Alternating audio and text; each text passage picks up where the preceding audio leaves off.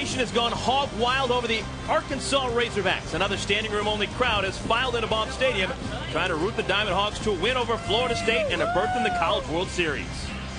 Tastes like Seminole! But the talented Florida State Seminoles will have something to say about that. Tonight, facing elimination, Florida State tries to keep their season alive against the hungry Arkansas Razorbacks. And hello, everyone, and welcome to Fayetteville, Arkansas, alongside former minor league manager Nick Belmonte and former big league catcher Joe Oliver. I am Eric Collins, and yesterday in Game 1, offense was not in short supply. Neither team went 1-2-3 offensively the entire game. Arkansas eventually won 7-5. That means they're one win away from Omaha. And Nick, it looks as if these Arkansas Razorbacks are going to be ultra difficult to hold down. Arkansas is a team of players more unsung than Paul Revere's horse. They just find a way of getting it done. 2-out RBIs wins championships, and Dave Van Horn's team yesterday had 4 2-out RBIs. And for Mike Martin's FSU Seminoles, well, he's got to win 2 games in front of 9,500 people, but he takes solace in knowing he's got All-Americans that can help him do it. Stephen Drew and Eddie Martinez is stepping in. Yeah, Joe, talking about Florida State, what's the mindset for those guys knowing that they're one loss away from having the season come to an end? They've just really got to go out and relax and play their game. What's got them here is just going out and seeing the ball, hitting the ball, putting it in play, and driving the ball, and going out and relax, catching the ball, and playing good, solid defense. Now, if we can go out and let Arkansas go out and have all the pressure, they're the ones wanting to put the Seminoles away tonight. Well, we shall see how it plays out. Whichever team gets off to an early start, momentum may be a major factor in this contest. Well, Arkansas, even though they're playing here at their home field at Baum Stadium, they are the visiting team. Take a look at their lineup. In the middle of that lineup, their shortstop, Scott Hody, came back in a big way. He went 4 for 5 yesterday after going 2 for his previous 38. There's Eddie Cannon, the senior right-hander from Sebring, Florida. He's getting the ball for the 19th start of his season. And Nick, Eddie Cannon, he's got a lot of responsibility today. Absolutely. Eddie Cannon's got it. He's got all the pressure in the world on him. He's a fastball, curveball change guy, but he's got to locate. First pitch of the game, Jake Duggar takes strike 1. Jake Duggar, the left fielder, yesterday went 1 for 4. Had a couple of strikeouts. Batting average hovering right around 300. Just a freshman from Omaha, Nebraska. Not down in the count, 0-2. So a good start so far for Eddie Cannon. Just getting started here. Win by Arkansas. And Florida State's season is over. It's a great opportunity for Eddie Cannon to come in and take a lot of pressure off his team. Come in here throwing a lot of strikes, keeping the team in it, and keeping Arkansas off the base paths. 0-2 pitch, something off speed, misses outside. And that's something you'll see Eddie Cannon do. He loves throwing that change up to left-handed hitters.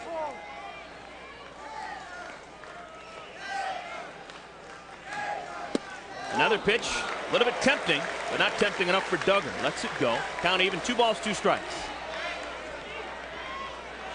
Eddie Cannon trying to be the bounce back guy for Florida State.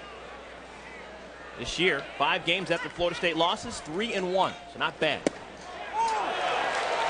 Now the count runs full, so a good at bat by Jake Duggar, staying alive after falling down early, 0-2. And in this ball game, it's very imperative Florida State throws a 0 up here to get the crowd out of it early. Hard hit ball, left field. Deep, carrying, and gone. Oh my, what a way to get this one started. Jake Duggar, his 8th homer of the year, and the Razorbacks come out of the dugout to greet him en masse. That's an outstanding at bat right there. Battled back from 0-2. Next thing you know, you got a leadoff home run. Well, that's what he's going to do here. He's going to take a pitch that had a lot of the plate. He is forced to with that 3-2 count, and he just goes with it, sees it deep over the plate, and just rides it right out of the yard. Boy, look for at first, and Gibbs Chapman had beat on it, and then he said, uh-oh. So for the 2nd consecutive game, the Razorbacks begin the day with a home run. Yesterday in the 1st inning, a home run by Casey Roulette gave them an early 1-0 start, and now we're going to have a meeting on the mound early. Mike Martin And you saw Mike Martin smile, his demeanor right now. What he's trying to do is just calm him down in front of 9,500 people. He came out there with a smile on his face, wanted to be a little bit lighthearted, take the pressure off his pitcher. That's a great trip to the mound right now for Coach Martin, coming out there, settling things down, settling his battery down, knowing that there's a lot of game to be played right here. He doesn't want it to get out of control early. Well, one of the great things about the Super Regionals here on ESPN is we have a chance to talk to the managers. They're on mic throughout the course of the game, and when we get a chance to talk to Mike Martin in a couple of innings, we will ask him what he said to his senior right-hander. Ball bunted third base side on one hop. Anderson whips it across the diamond in time to get Casey Rolette for out number 1. It's a great idea trying to get base runners on right there. You got to love guy comes up and try to drop down a bunt. The situation right there might catch him back. This is Anderson, the freshman. Boy, if he doesn't make this play, the crowd really starts getting into it. So that was a huge play right there by the third baseman. So with one out, that'll bring up Clay Goodwin, a junior from Benton, Arkansas. 329 is his batting average, 328 now. Swings at the first pitch and skies it to center field. Robinson underneath it, and he makes the catch easily. So 2 pitches, 2 outs after the home run. Whatever Mike Martin said worked wonders. Probably said, just take a deep breath, let's start right over. There's nothing you can do about that ball hit out of the ballpark. And as you said, the mindset is completely different by Cannon since that home run. So Cannon now will face the cleanup man and Scott Hody, who was the real story here, Baum Stadium yesterday. After dealing with a 2-for-38 slide in recent games, he went 4-for-5, including Knox's first 4 trips to the dish. His offense must have really helped out what was going on between the ears of the rest of the team. When your cleanup hitter's hitting, it makes everyone else a little bit more confident. Well, his favorite player is Derek Jeter, and he said he actually learned a lot by Derek Jeter getting into a slump and reading the article in Sports Illustrated and saying how, and hearing how he came out of it and used that in his method of getting out of it here. 0-2 pitch swung on, grounded to third. Anderson up with it, across the diamond, and Cannon looked pretty darn good after the hiccup to begin the game. But a home run by Jake Duggar gets the Razorbacks on the board early. 1-0 after a half inning. Florida State coming to bat.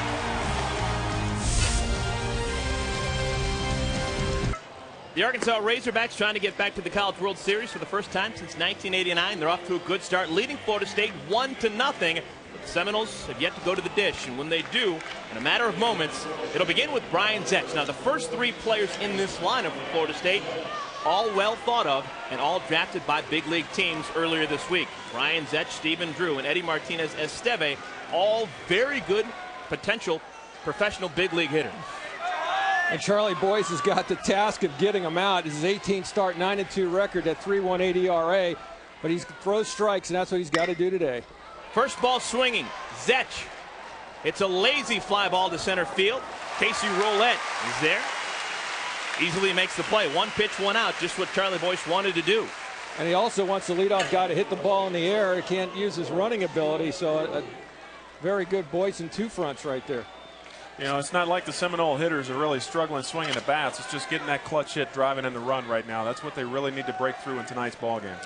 Yesterday, Florida State with 14 base hits as a team, yet they only posted 5 runs. Big problem, 13 men left on base. This is one of the culprits right here, but ordinarily, that's not a problem driving in runs for Stephen Drew. He's an exceptional player. First round draft choice of the Arizona Diamondbacks. Takes breaking ball, strike 1. Stephen yesterday just 1-for-5, also struck out a couple of times. Still a lofty batting average of .350 to go along with 17 homers. Upstairs. I was talking to Stephen Drew the other day, and he said, hey, JD, my brother JD Drew, he went to the College World Series twice. This may be my last shot here. I've got to get a chance to go to Omaha. 1-1 pitch, hammered but foul. Skipping down the right field line. And Drew, once again, as we saw yesterday, falling down into holes. Well, those Zetch, Drew, and Martinez Esteve, the only thing they didn't do, though, is bunch those hits. There was too few and far between when they would get base hits. But everybody seemed to be getting hits. Pop up, this one behind home plate. Toops, will he have a play? Oh, in and out of the mitt. That's a big missed opportunity. That's the time right there where you're trying to find the screen. He did a good job of that, and it looked like the screen might have had a little bit to play on where he was seeing the ball coming down. It can really play a little havoc when you're watching the ball come down into your glove. As you can see, he finds the net, he finds the padding, and then all of a sudden it just blended in with the net. It can happen. I tell you, it's tough. So, renewed life for Stephen Drew. Let's see if he can capitalize. Inside, almost skips him off the foot. Joe, let me ask you a question on that. The ball was hit over the stadium, so it's in sunlight. Coming down, it goes in the shade. Does that affect when you're watching the spin of the ball? Surely does. You know, when the ball gets up there and it brightens up, and then you lose it when it comes back into the shadows, it can play havoc on you. Hard hit ball on one hop. Second baseman Days up with it. Throw to first in time, and the troubles continue for Stephen Drew. Got to believe the happiest player on the field right now is Brady Troops. There he goes. Pitcher picks him up, gets that nice ground ball, and gets a tough hitter out there in Drew. Devin Day out there for his defense. He's a good one out there around the second base bag. So quickly, 2 up and 2 down here in the home half of inning number 1. Baum Stadium bursting at the seams. Yesterday we had a record crowd of over 9,300. We're expecting to top that today. Came to the ballpark a couple hours ago, and people were lined up trying to get what remained of some standing room only tickets. Eddie Martinez Esteve, his first crack at Charlie Boyce. Not bad at all. Tip of the cap, and folks, here in Fayetteville, Arkansas. The highest attendance at any of the super regionals on games yesterday. Martinez Esteve takes outside. Yesterday, he had a hit in the first inning that looked like it was going to drive in the game's first run. A double into the right center field gap. Brian Zetch was cut down at the plate after a beautiful relay throw from Devin Day. Downstairs, 2-1. A big hit here could really ignite the Seminoles. They need something big early in this ball game to try to set a tone. 2-1 pitch, hit on the ground. Shortstop has it. Hody from deep in the hole shows off that good arm, and Martinez Esteve is retired. 1-2-3 coming up when we return. Brady Toops gets his first chance at Eddie Cannon. NCAA Championships on ESPN2. The Road to Omaha is brought to you by Outback Steakhouse. No rules, just right. Fayetteville and all of Northwest Arkansas is alive with Razorback baseball. The Diamond Hogs are thrilling this community. Big win yesterday and off to a good start today. A 1-0 lead over Florida State. Leadoff home run by Jake Duggar got him started off in fine fashion. In the second inning, Haas Pratt takes strike 1. Pratt, a senior from San Diego, hitting .343 on the year yesterday. 2 for 4. It was Haas Pratt that got a big 2-out hit to extend life for Arkansas that allowed Brady Toops to hit that big home run against Wichita State that got him here. Foul back. Screamer over the dugout. And talking to Haas Pratt about that, he said he actually stepped out, looked in the Wichita State dugout, saw them all pre-celebrating, and said it's not going to end here.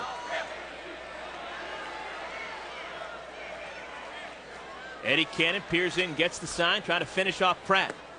And he does. Breaking ball, had him out in front. First strikeout of the day for either pitcher. Sometimes that's all you need. You just need something to get you going again, get you pumped up, especially when you're in the position holding the bat or a chance to make the play. You see somebody else celebrating, it really gets you motivated. Well, yesterday we had a barn burner. Both teams combining for 31 hits and 12 runs. The Razorbacks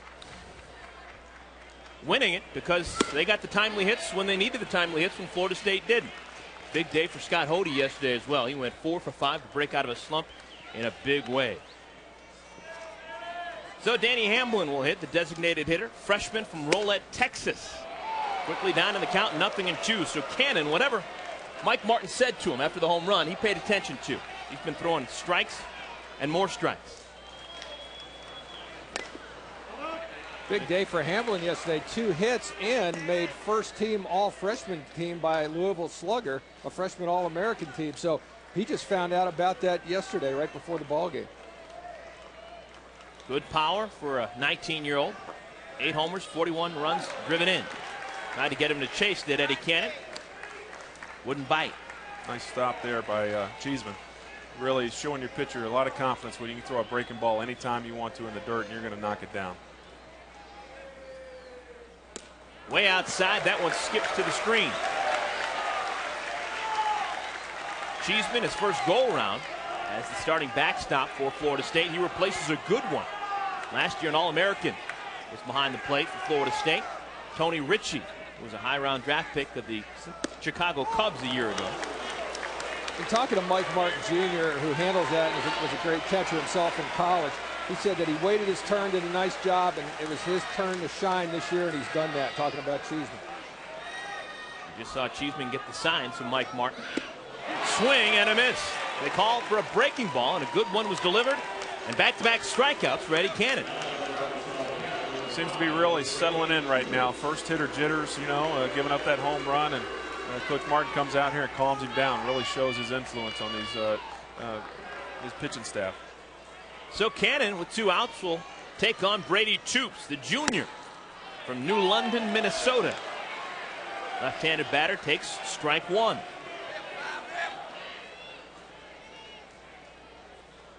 Toops a good bat, but known for his defense. Can also lay down a pretty good bunt. Cannon picks it up, throws to first. In time. Oh, bang, bang play.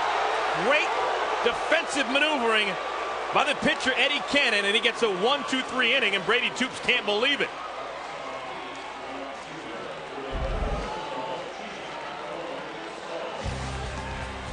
Eddie Cannon fielding his position well.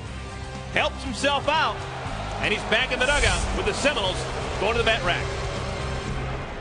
Sir, are you doing live television?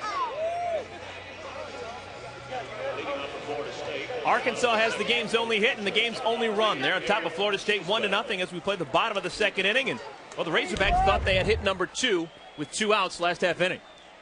Well, Randy Bruns, the first base umpire, says he didn't. It's a real close play right there. And the crowd didn't like it. In between innings, when Randy was getting a drink of water from the Batgirls, they weren't very appreciative. Randy Bruns is out of Iowa, works specifically in the Big 12 conference.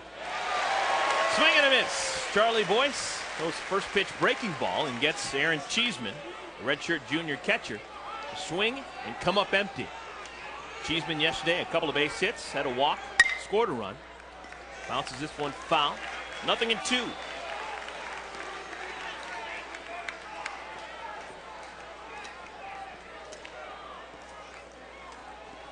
I'd have to say I'm pretty envious there of Brady Toops laying down a bunt because I can't do it. Nobody could run for me. I wouldn't have made it that close. He was showing you up there. That's because you had 12 years in the big leagues. When you were a rookie, you had no problem doing that, right? I think I laid down 2 bunts for a base hit, and I did it on Matt Williams one time, and he told me it would never happen again. Brady showing up my man Joe Oliver here. Lou Piniella didn't ask you to lay down a bunt in the 1990 World Series? No. 0-2 again. Cheeseman stays alive. Not one to beat out. This is the elimination game. The Florida State Seminoles against the Arkansas Razorbacks. And Charlie Boyce trying to pitch his club all the way to Omaha.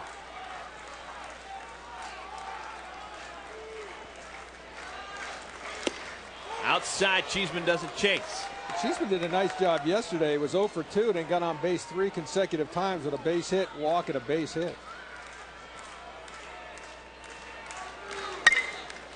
Another foul ball, and that one skips past the dugout, and that's the Florida State dugout today. Florida State, technically the home team, even though they're playing right here on the campus of the University of Arkansas. Yesterday, we saw the Razorbacks in their normal dugout, but today they have to go all the way across the diamond. And the Razorbacks are in the visiting dugout. Kind of a strange situation here, but alternating home teams here in the Super Regionals. Ball flipped out to right field. That's going to be a tough chance for the right fielder. Bridges can't get it, and the ball skips away. Possibly 3 bags for the catcher, Cheeseman. He's on his horse, and he's going to make it with a slide. So the ultimate rarity in baseball. Catcher legging out a triple. Oh, he's all over you, Joe. Did you hear him? He even called him a catcher as he was rounding the bag. I don't know if I can talk about this. Catcher's laying down bunts. Catcher's getting triples. I'm just not accustomed to this. This is amazing. I'm glad I could see this. I think if Bridges had to do it over again, that ball so far hit down the line, he may have just pulled up and let him get a single, but hustling all the way, Cheeseman, once he saw it get past Bridges, he was not stopping at second base. Yeah, I think you're in the situation where you're going to have to just let the ball drop in and give up the single and keep him from probably getting two. It would probably been a play he could have kept in front of him, kept the runner at first base, and kept the double play in order.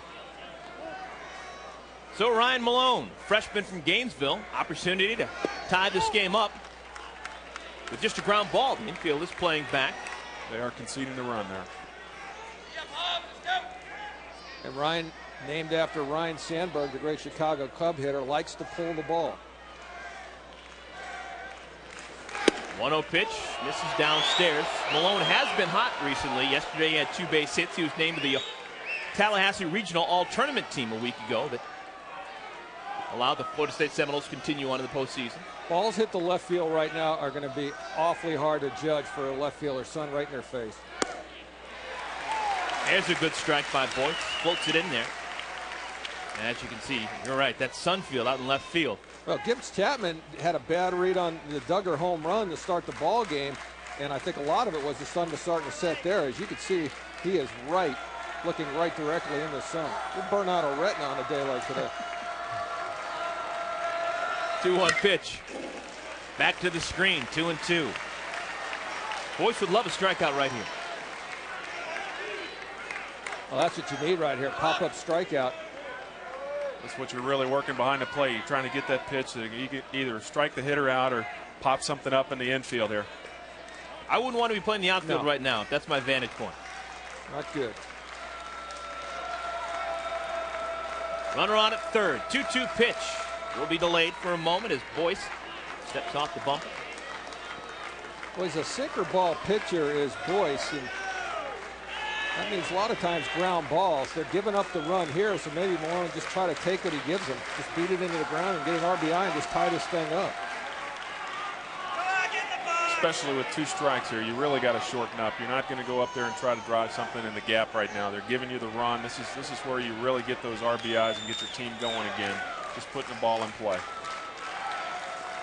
2-2 delivery. Swung on and missed. Big strikeout. Charlie Boyce, his first strikeout of the day, comes at an opportune time. Well, tomorrow the road to Omaha continues with 2 games on ESPN as South Carolina takes on East Carolina in an NCAA Super Regional game at noon Eastern, and Miami meets Florida at 3 Eastern. Catch additional Super Regional coverage with ESPN College Grand Slam this weekend. To order, call your local cable company or satellite provider. The road to Omaha on ESPN. For more information, log on to ESPN.com. Now Arkansas is bringing the infield in here. That's how big that last strikeout pitch was. You make that pitch right now you can adjust your defense to not allow and just give up a run right now. It's 1-0 Arkansas as we play the home half of inning number 2. Runner on at third base after a leadoff triple, Aaron Cheeseman. Matt Sauls hitting against Charlie Boyce. Back up the middle and into center field. A solid single for Sauls, and that drives in the game's first run for Florida State. Cheeseman gets congratulated. Boy, this is a bullet right back up the middle. Went down and got that ball, sinker. And that's what we thought Malone would try to do with 2 strikes. Sauls does it on the first pitch. Yeah, that's what's going to happen. When you have a sinker ball pitcher out there, you're going to get a ton of ground balls, and you might as well bring your infielders in. You know, they sit up the middle. He wasn't going to catch it anyway. Nobody's hurt. You know, tie ball game. Now we're resetting.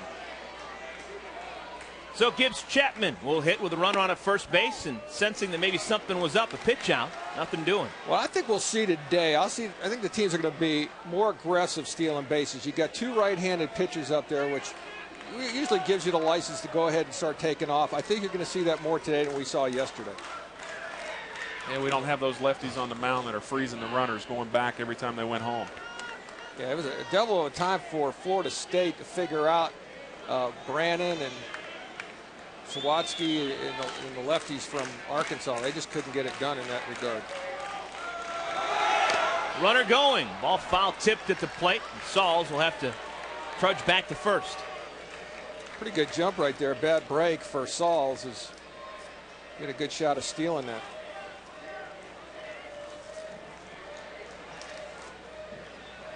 Sauls with good speed. 15 steals and 17 attempts on the year. Heck of a percentage.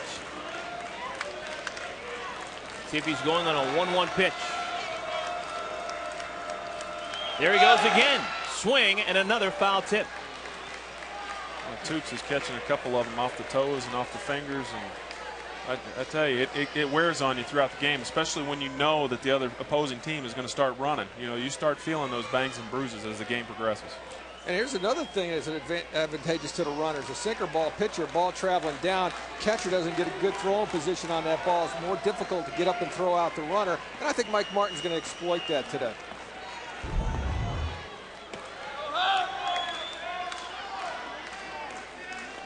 I don't miss that at all, let me tell you. You think Toops would be smart enough to be a catcher? He's only had 1 B in 3 years of schooling here at Arkansas.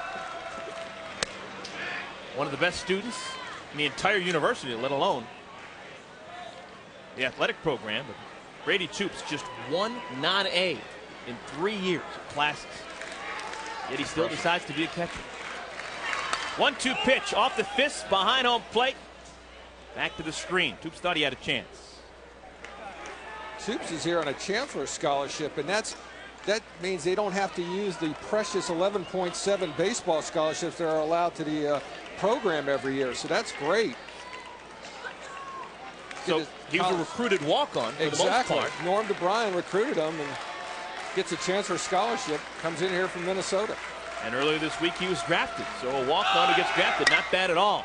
Runner going high, fly ball to right field. Trudging underneath it. Bridges makes the play for out number 2.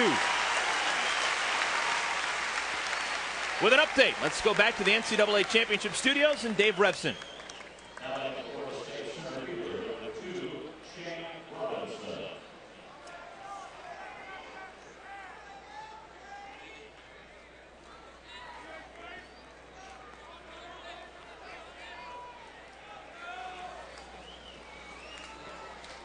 Thanks, Dave. Well, here we're all tied at 1 apiece.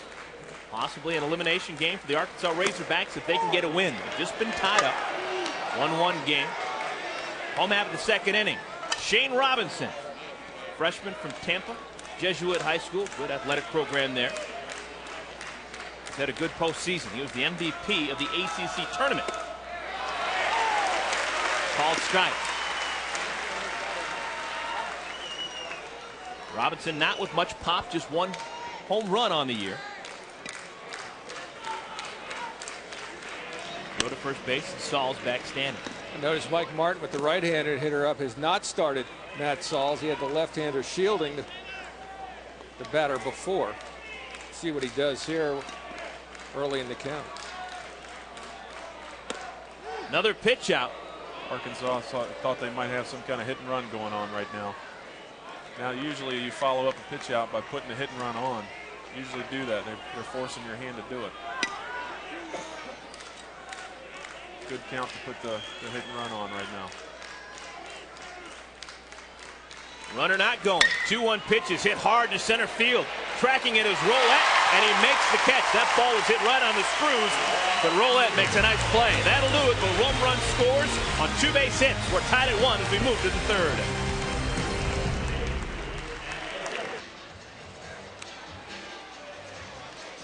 Top of the 3rd, Arkansas, Florida State tied up at 1.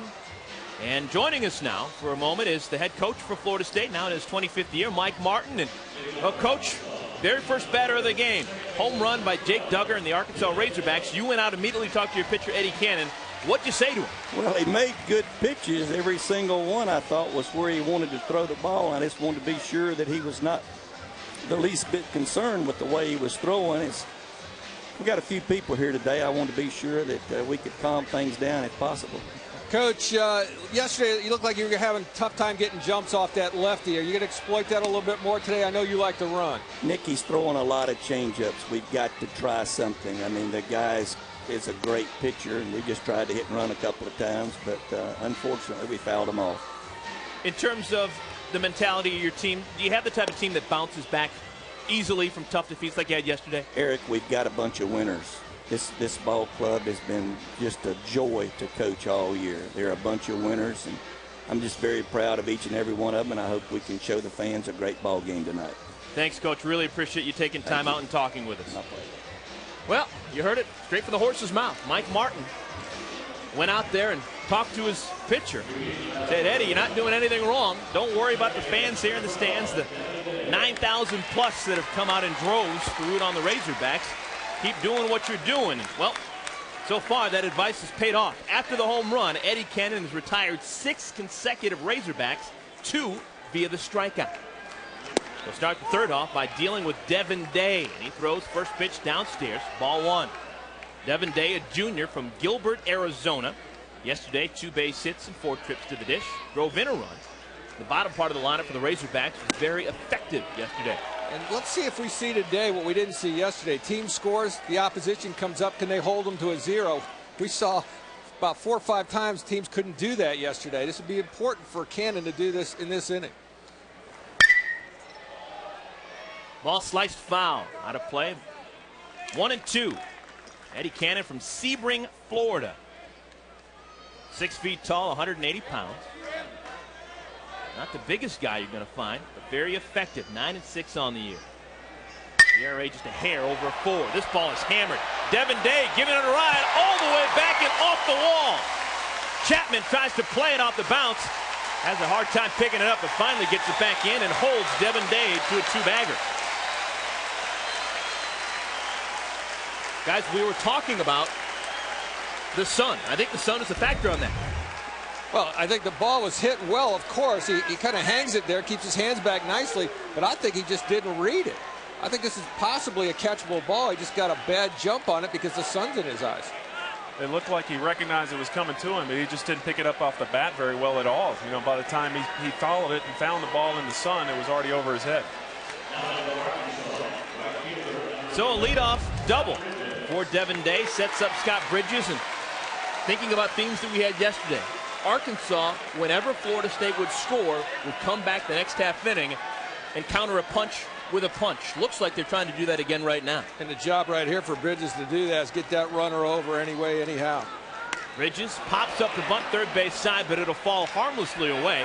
Not what you want to do. Well, you want to bunt it to the third base, and that's fine, because if he fields it, you got the play done. If you can make the third base and field it, especially with the shortstop staying at home. However, you don't want to pop it up. The bat angle is what caused that, and I think he had a problem with that yesterday. Looked like he had a little bit of thought of trying to get a base hit out of that. And you just got to sacrifice yourself right here and get the bunt down and get the runner to third base. Not much of a lead for Day at second base. Outside, count even at 1. Yesterday, he angled his bat. He tilted it down, and it caused a pop-up. He popped up to the first baseman in this situation. Remember we were talking about if it was a low pitch, just to move your knees down and go down and get it, but keep your bat angle correct.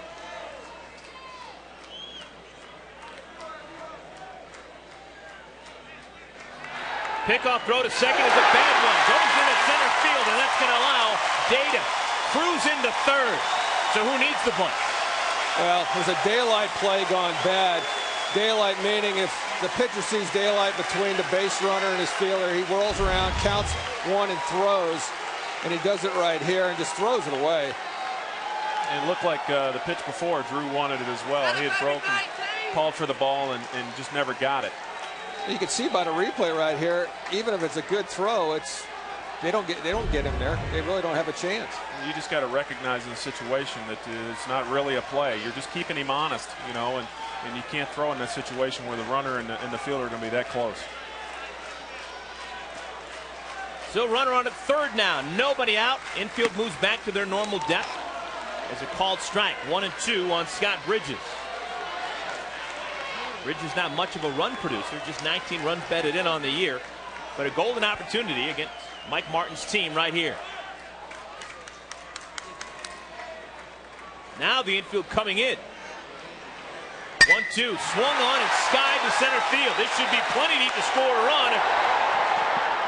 Oh my, in trouble. Can't find the baseball. Chugging towards third is Bridges, and he'll make it standing up. Chapman and Robinson, communication problems out there in left center, and the ball falls.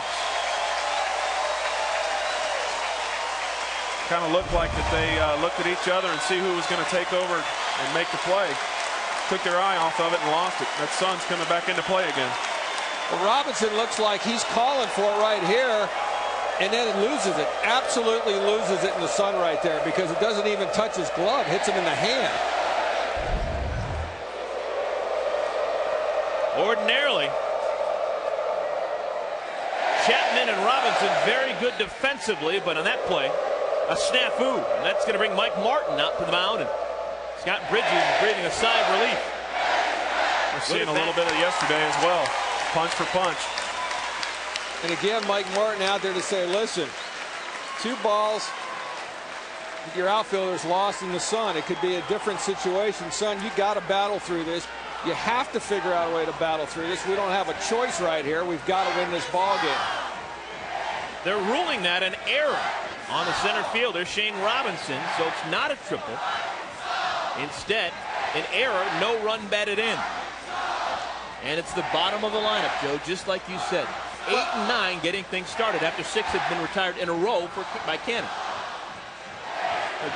It seems like for both ball clubs, the theme has been the bottom of the lineup has been carrying the top of the lineup and getting it done for each ball club. And I tell you, you have to respect both clubs' bottoms of their order because they've got the bat in their hands and they've been very successful and they've got a good approach to hitting right now.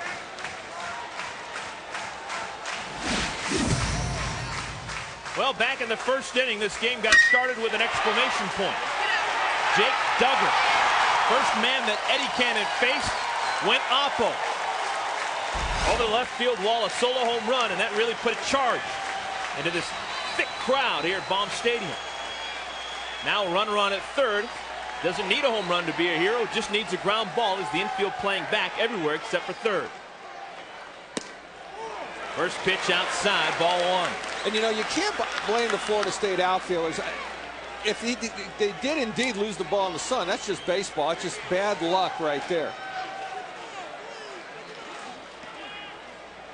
I mean, as an outfielder, you lose it in the sun, there's really not a whole lot you can do. If he did lose it in the sun, that would have been a tough error to give.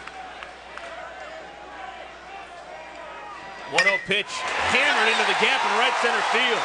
The wheels have started to come off for the Seminoles. Bridges comes in and scores the 3rd run of the game for the Razorbacks. Let's go back to Bristol.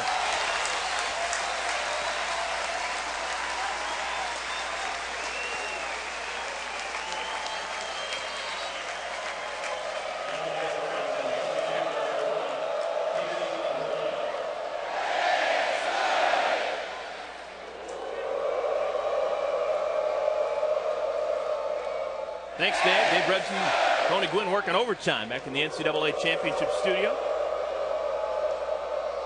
And here, Baum Stadium, Eddie Cannon looking beleaguered. He's had some trouble of his own doing and also trouble defensively for a couple of his outfielders with that sun. And now he's trying to get out of this with no more damage done, but still no outs recorded here in the 3rd inning. Throw to first base and back with it out is Duggar. And I think you're going to see Arkansas go ahead and start opening up today more than they did yesterday with the right-handed pitcher Cannon in there. Casey Roulette homered yesterday. Foul tip into the catcher's glove. 0-2 on the center fielder from Jones, Oklahoma. Junior college transfer. I've just got that feel. You can see the base runners over there just in a starter's block. They're ready to go. They've been held down for a full game. They're ready to run. Way outside. So what you're saying is they got to throw some Diamond Dry in the drool over there. they're just ready to go. It'll be that man's responsibility to stop the running game. Aaron Cheeseman will need some help from his pitchers, but he's the last line of defense against this good Razorback running attack. Well, you could see what Roulette's trying to do here. He's got the first baseman holding the runner. He's taking shots at that open right side. Throwing the fastball out across the plate and the breaking ball out there. He's just trying to hit that hole. It's a good piece of hitting, a great approach, especially with 2 strikes.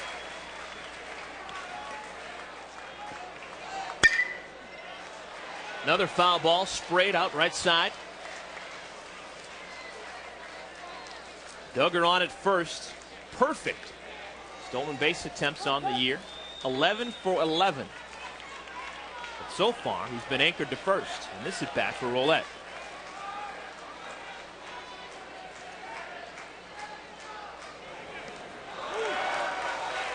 Another good block by Cheeseman. It's a great job finding the ball after the block. That was one of my biggest fears. Even though I'd make the block, the base runners are taught as soon as they see that ball in the dirt to take off. Most of the time that ball is going to kick off of you and kick away from you, and it's really going to take a perfect throw and your great reaction time to find that ball and throw a perfect strike to second base. I always like this count to run 2-2 because this is a count you want to get them out at, so sometimes this is your breaking ball count to throw. There he goes. 2-2 pitch. Bounce time. Middle of the diamond. The only play will be at first. Zetch in time gets his man, but the runner does indeed move into scoring position. So runner on at second with one out. Yeah, the thought process there, you don't want to run the count 3-2, try to get him out, breaking ball there. Better pitch to run on, start him over, and Roulette gets the job done, even though didn't need to with Duggar with the good jump. So now the middle of the order will get their look at Eddie Cannon. Clay Goodwin, the third hitter, third baseman, flew out to center field his first time up, but now will hit with a duck on a pond.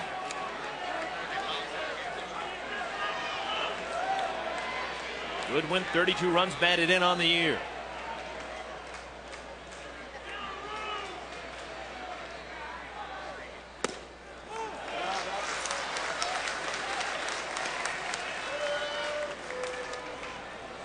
Looks like Cannon's starting to get a little bit flustered here. His balls aren't staying down in the zone. He's getting his pitches up.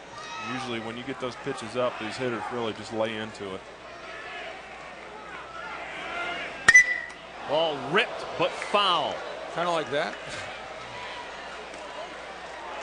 Seeing Cheeseman back behind the plate there, reminding him to get on top of the baseball. He's getting under the baseball. He's trying to get him confident and get that ball down in the zone and continue to get ground balls.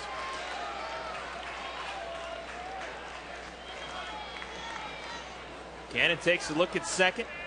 Duggar doing a little bit of a dance, and Cannon got tired of watching it. Cannon really has to pay attention to the hitter here. Don't even worry about that runner. He doesn't have that luxury to worry about the runner here. Don't often see a pitcher with eye black on. Outside, 2-1. One of the first pitchers ever wear eye black was Doug Corbett, where he was with the Minnesota Twins, and I asked him about that. At the Metrodome? No, at the old ballpark. Oh. And he said that when they hit home runs, he wanted to make sure when they said it was 400 foot out of the ballpark, it was really just 400 foot. Well, if he was wearing eye black at the Metrodome, we'd really have issues with it. No, that was at Bloomington.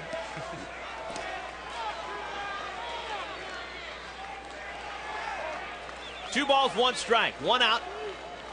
Top half of the third inning. Already 2 runs have scored for the Razorbacks. And they're looking for more. Bouncing ball, wicked hot. Malone stays down on it. Makes the play. Runner moves over to third. Well, let's get another update. Dave Rebson standing by in the NCAA Championship Studio.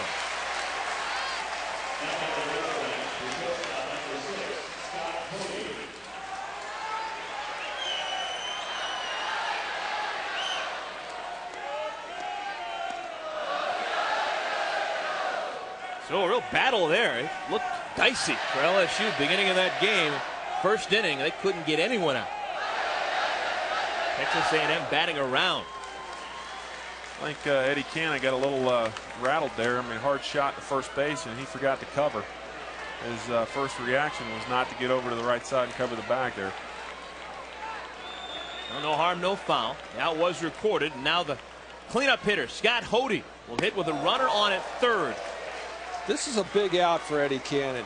I think from a confidence standpoint, if they can come in just down 2, that's a huge lift. I think it's a base hit, this another 2-out RBI, and those are always backbreakers, and the inning continues. It's going to really be a demoralizer. Hody hits it hard and past the diving Stephen Drew into left field. That'll plate the 4th run for the Razorbacks. And Hody feeling good about himself. I think he was pretty pumped up about that base hit. What do you think? This is a guy that hit and hit and hit all week long, knowing he was going through a horrendous slump. In fact, Mike Martin passed him by the other day and said, just, I can't believe how much and how hard this kid's working. Really tipped his hat to him, and look at the work paying off right here. Wow. Well, when you're coming off a 2 for 38 Skeen and you now have 5 hits in your last 7 at-bats, you get emotional reactions like that when you're driving a run. Pitch misses downstairs. The veteran, Oz Pratt, steps in with a runner on at first. Pratt has been there and done that. Began his collegiate career at the University of Miami. Played on that Hurricane Championship team in 2001. Before transferring here to Arkansas. Takes a strike, 1-1. Kind of a baseball nomad. Played in his high school ball out in San Diego. Went to the East Coast. Played at Miami and now here in Central Americana, Northwest Arkansas. Played with the Razorbacks. Throw to first base and Hody almost leaning too far the other way. Well, the Razorbacks keep on keeping on in the 2-out RBI department. It's amazing. 1-1 pitch is hit hard. But coming on and losing the ball and dropping it is the left fielder Chapman. What else can go wrong for Florida State? I don't think that can be the sunshine. There's shade out there now. I just think he lost his concentration. Caught it before he had it. It looked like that ball was hit right off the screws, but it may have been off the end of the bat. It's possible it had a knuckleball effect. Yeah, Gibbs Chapman, new to the outfield position, just picked it up, just being a team guy about 2/3 of the way in the season. Really had 1 day of practice to learn it, and they threw him out there and actually done a pretty good job. And as you said right there, just I don't think it was the sun on that particular fly ball. Almost doinked him off the noggin. Just seemed to glance off the left side of his face. He's got eye black on. He's got the sunglasses on. And yeah, he's got look like Darth Vader right now. Yeah, guys, take a look at the bullpen for Florida State. Still nobody getting loose. Is that a surprise? Well, I would think here in a few seconds you're going to see somebody getting up because they're 1 hit away from blowing this thing wide open in front of 9,500 people. So they can't afford any more cash in right now. Not at all. Already 3 seminal errors. Danny Hamlin steps in. Foul ball at home plate. And in defense of Mike Martin not sending anybody down there, I'm sure what his thought process is really not my pitcher right here. My defense is betraying me. My pitcher's fine. Should we get some defensive replacements? Eddie Cannon has only given up 4 base hits. But 3 errors behind him. Well, that last one may not have hurt. We'll just have to wait and see.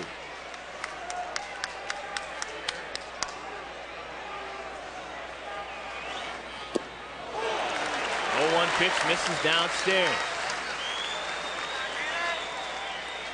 The way that 2-out theme has been rolling here over the past game and a third, it looks like it's probably going to hurt.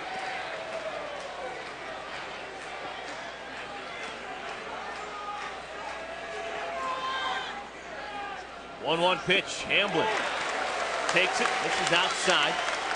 Another good stop by Cheeseman, who's had a lot of activity, more than he'd like so far through the first 3 innings of this contest. Well, FSU's got to find a way here. Somebody's got to come up with a play. He's got to come up with a pitch, and they got to get it done here. Again, missing outside, and it runs the count to 3-1. Lurking in the on-deck circle, Brady Toops. Fans here at Baum Stadium know all too well what Brady did yesterday. Had a big offensive day, including a home run.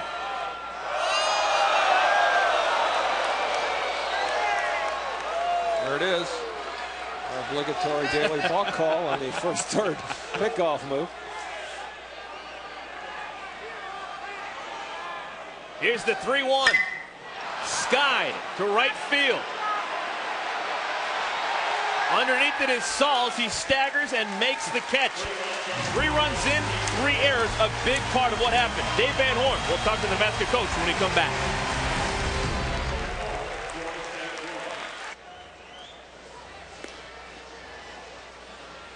Welcome back to Fayetteville, Arkansas. The Razorbacks with a 3 spot in the top of the 3rd inning have taken a 4-3 lead over Florida State. We're now joined by second-year head coach for the Razorbacks, Dave Van Horn. And, Coach, We've seen it for the last 2 days. Whenever Florida State scores, you guys always are able to answer a punch with a punch. Yeah, we've been hanging in there. You know, we got to counter. That's what we talk about all the time. They score, we score. Just don't let up on them, and that's what we did right there. Coach Nick Belmonte here. What's the mood in the dugout right now? I know it's your job to keep everybody calm. They're starting to feel it, but there's a lot of baseball left, isn't there? Oh, there's a lot of baseball left. We're not thinking about anything but what we have here. We're calling this a survival game. We're pretending like we're 0-1, and we've got to win this game. That's our attitude.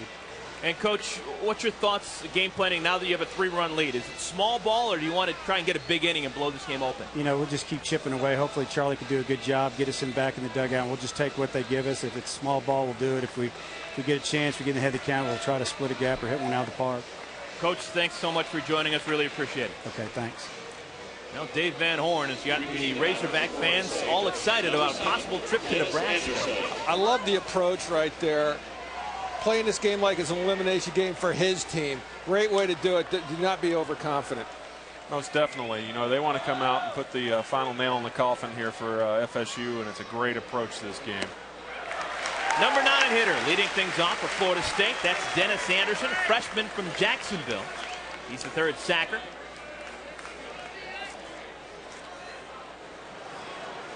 Takes outside from Charlie Boyce.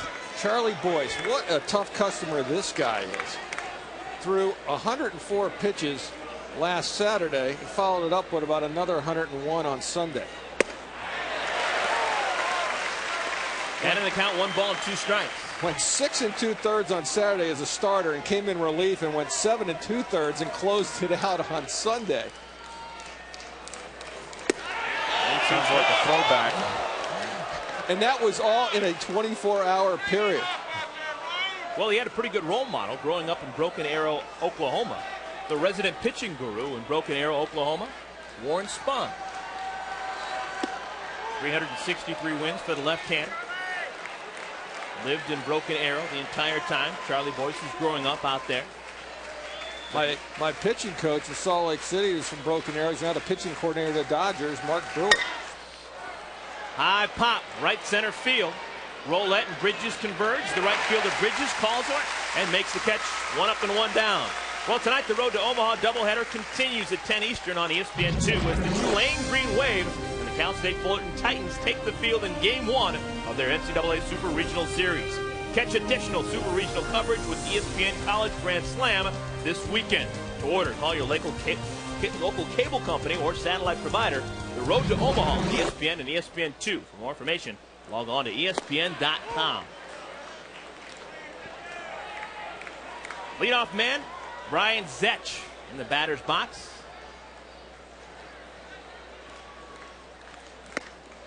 And this is what they got to do. Second time around, work the counts, be patient, get the base runners, and let the hitters do what they do, and that's drive in runs. But they got to be patient here and get base runners.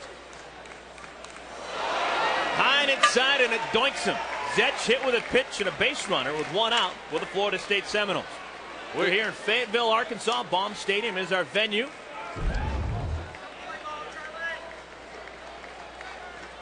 That's an excellent way to turn away from a pitch. If a youngster's watching, you want to turn your body, spin it away to the right if you're a right-handed hitter. Less vulnerable parts of your body exposed right there, and Zetch takes it, and he's not the worse for it as he goes down to first base, and that's what they need, base runners.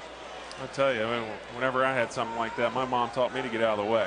I don't know, I just could never lean into one.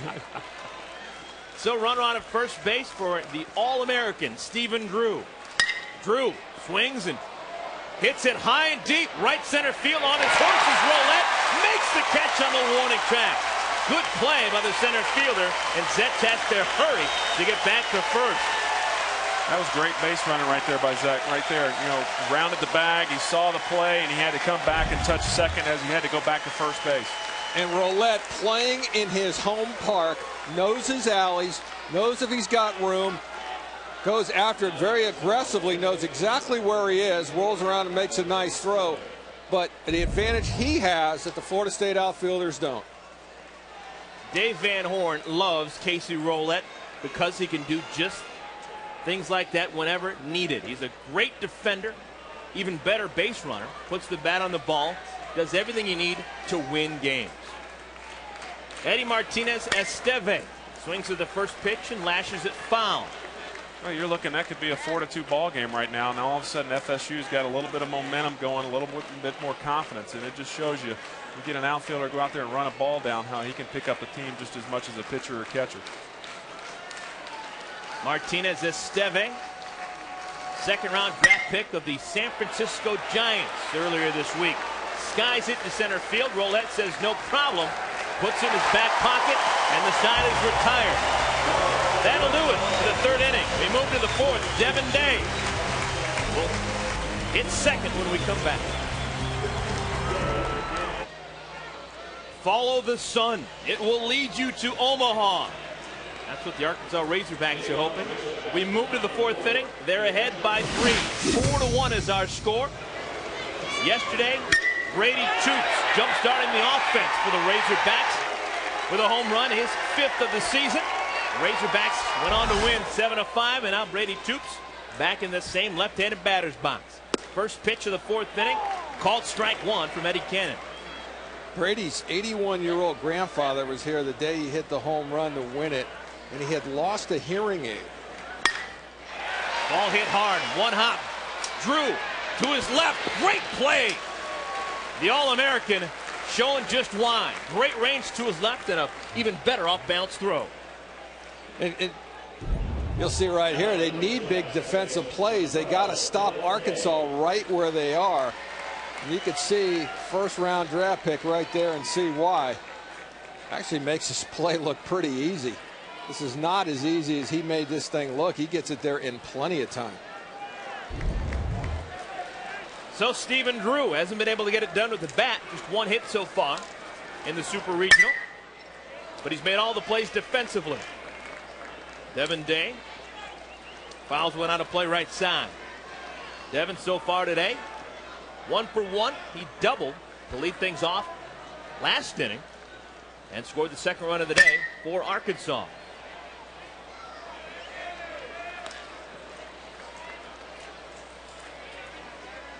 Now, a quick inning is in order for Florida State. They need to throw something up there and get back and go to work offensively. They've got to start mounting something. It starts right here with Cannon. 0-2 pitch downstairs, wouldn't chase. Definitely. You go out and you have a quick inning right here. You get something to build on. You were knocking on the door last half inning. You definitely come out and have a quick inning. You get some momentum going again. Little things build.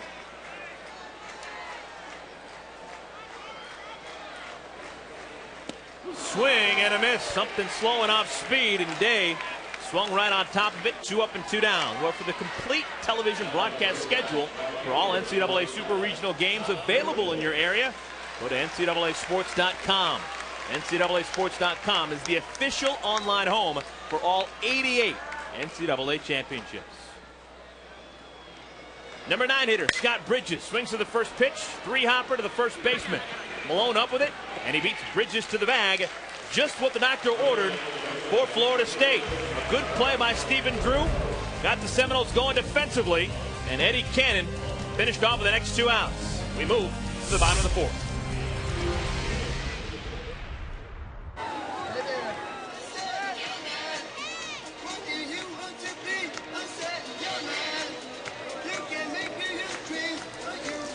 They have come from all parts of the Ozark Mountain Range.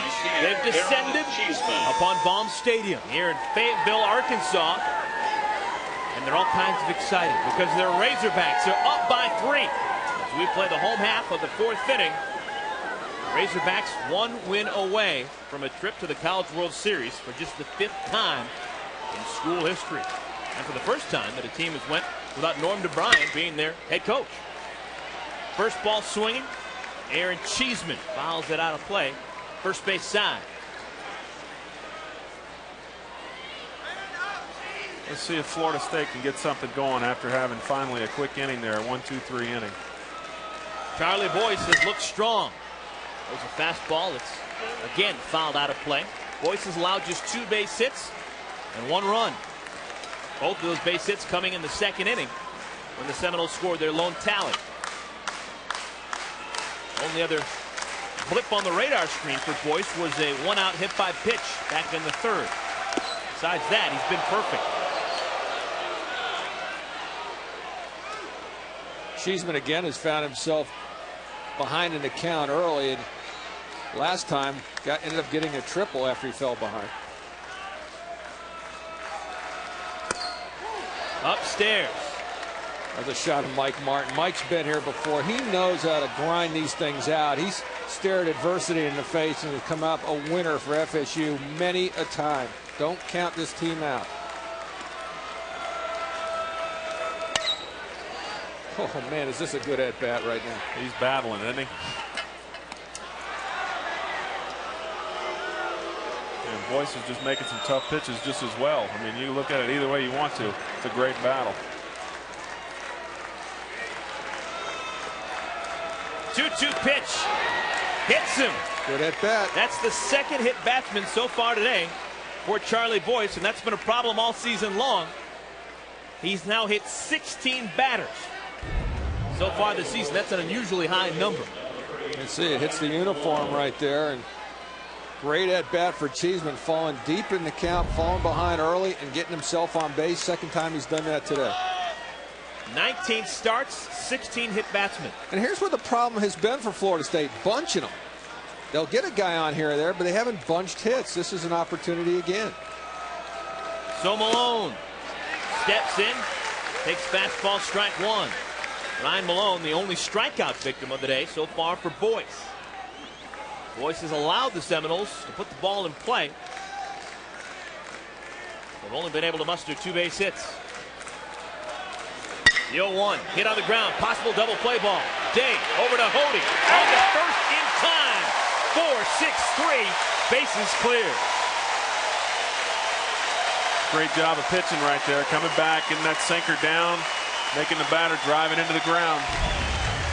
And watch your middle infielders do their job. Watch Day here to his right. Great feed to Hody. Plenty of time on the back end. Wow. Pitcher's best friend right there, as well as the head coach. So bases clear, 2 outs. Matt Saul's the batter. Strike one call.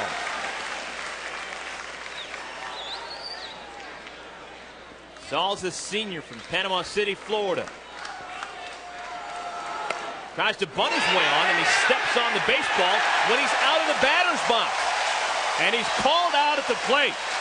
So hitter's interference, and that'll do it for the Seminoles. Jake Duggar jogging in. He'll hit when we come back. We're back here at Fayetteville, Arkansas. 5th inning. We're rolling along. The Razorbacks on top of the Seminoles. 4-1. Thumbs up for the Razorbacks. And kind of a screwy end to the bottom of the 4th inning, and that's the subject of our Home Depot coaching clinic, Nick. Yeah, batter's interference on Matt Sauls right here as he runs into his own ball. It's just like any fielder that runs into a ball and it hits him. He is out of the batter's box when the ball hits him. The ball's in fair territory. He's out of the batter's box. If he's still in the batter's box, it's a foul ball. The fact is, you saw he was out of the batter's box when he ran into the ball. He's out.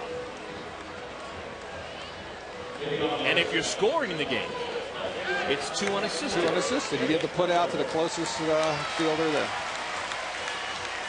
So Sauls licks his wounds and goes back out to right field. Top of the 5th inning. In case you're wondering why Arkansas, playing on their home field, is hitting in the top of the 5th inning, it's because technically they're the visiting team here in Game 2. They were the home team yesterday. Today they're the visiting team, so they're in the first base dugout, which is unusual for them. They're normally in the third base dugout. Not today. Everything up is down and everything in is out. 0-1 pitch. Misses outside. Jake Duggar, perfect 2 for 2 so far today. Home run in the 1st inning. Drove in a run and scored again in the 3rd. 1-1 pitch is hammered, but foul.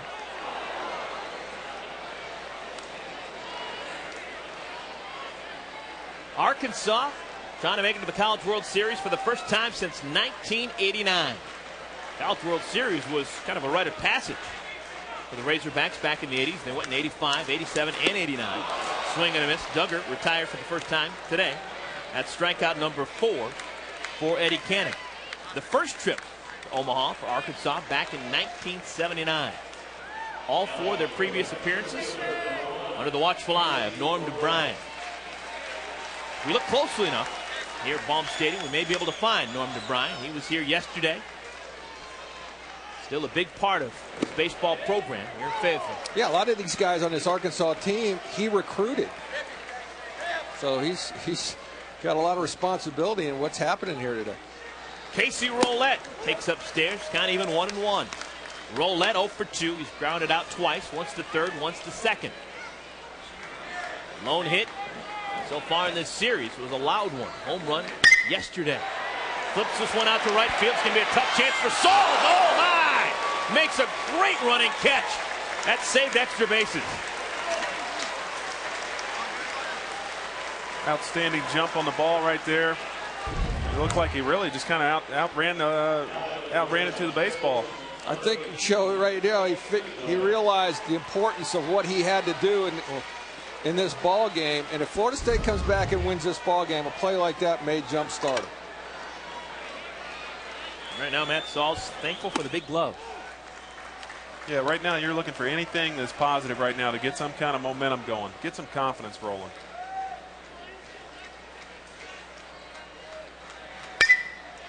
Goodwin pops this one up. Left field. Chapman will give it a try. And Chapman comes up a little bit short. The ball lands on the warning track. Actually landed about an inch on the grass. Foul ball will do it again. Well, I tell you, now is it tough. You know, the game so far for the FSU outfield is dealing with the crowd as he's going in. You know that he's hearing it. 9,500 plus here. I don't know what the official count is yet, but you know they weren't helping him. Yeah, I doubt there were any fans leaning over the wall there saying, "You got room, you got room." Maybe Steve Bartman's here today. Who knows? He's certainly not in Chicago. I don't think they'll let him back. 1-1 pitch misses downstairs. Eddie Cannon trying to pitch around mistakes. Didn't work so well in the third inning.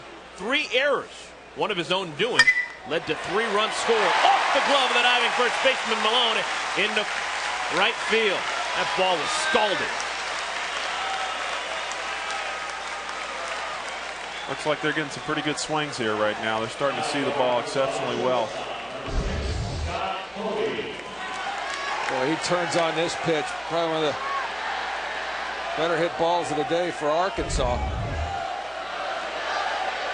I think you may have to try to get him down there with 2 outs. The cleanup man, Scott Hodie, will be the batter. 1 for 2 so far today. 5 for 7 in the Super Regional. Swings at the first pitch and hits it right on the nose, but right to the center fielder. Robinson positioned perfectly, and he makes the catch. No runs, 1 hit, no errors, 1 man left. 4-3 as we move to the bottom of the 5th. The road to Omaha rolls on through Fayetteville, Arkansas. The Razorbacks 4 innings away from a trip to Omaha, Nebraska. 4-1 is our score. The Razorbacks on top of the Florida Seminoles. Charlie Boyce, the pitcher for the Razorbacks, has dreams of what he'll experience if he gets to Omaha. This is what I want. This is what everybody wants. You know, the signs in the dugout, you know, everything you see is about Omaha, getting to Omaha, you know, lifting in the mornings, going to Omaha. And we're a couple games away. We take care of business this weekend. We'll be there. Now, so far, Mr. Boyce has taken care of business. He has limited the Seminoles to just 2 base hits. Really, the only thing he's done wrong is he's hit a couple of batters. He's got 2 hit batsmen. That matches as many hits as he's allowed. It'll be the bottom third. Mike Martin's lineup in the 5th inning. Gibbs, Chapman, Shane Robinson, and Dennis Anderson. Chapman 0 for 1, flying out to right. Back in the 2nd. Takes a strike, 1-1.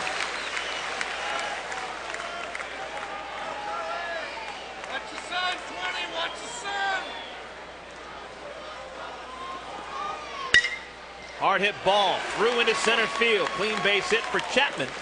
He's aboard. It's now the 3rd inning in which the leadoff man has been aboard for Florida State. Well, tomorrow the road to Omaha continues with the doubleheader on ESPN2. First, LSU meets Texas A&M at 6 Eastern. Cal State Fullerton and Tulane take the field at 9 Eastern.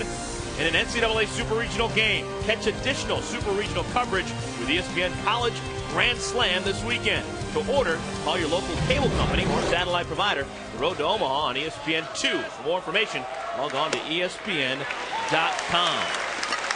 Shane Robinson takes strike one.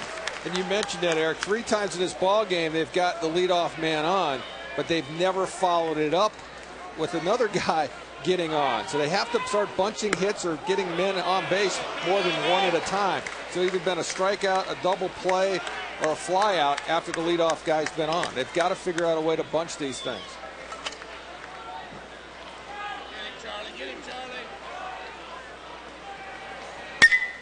Ball swung on and flared out to right field. They got a man out there. Bridges makes the play. Positioned perfectly.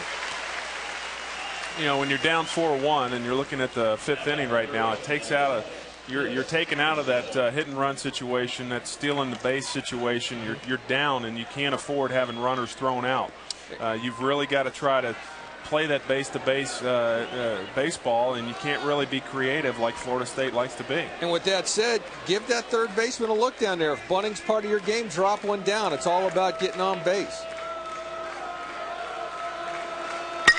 Hard hit ball through the hole on the left side of the infield. Dennis Anderson gets himself a knock, his second base hit of the Super Regional, driving Gibbs Chapman over to second. First and second, one man out. You know, even if you were to come up there and fake bunt, you at least bring the third baseman a little bit closer and create that hole between third and shortstop. And that's, as a hitter, that's what you want to do. You want to create bigger holes to hit through. Never worked for me, though. They would never believe my bluff. No, but exactly what you're saying. You don't want to be dipping the right shoulder and just trying to hit everything out of the yard. It's not going to work. You've got to start bunching the hits here, especially off a sinker ball pitcher. You can't think fly ball. Big at bat here. Brian Zetch hitting with runners on at first and at second, just one out. His Seminoles down by 3.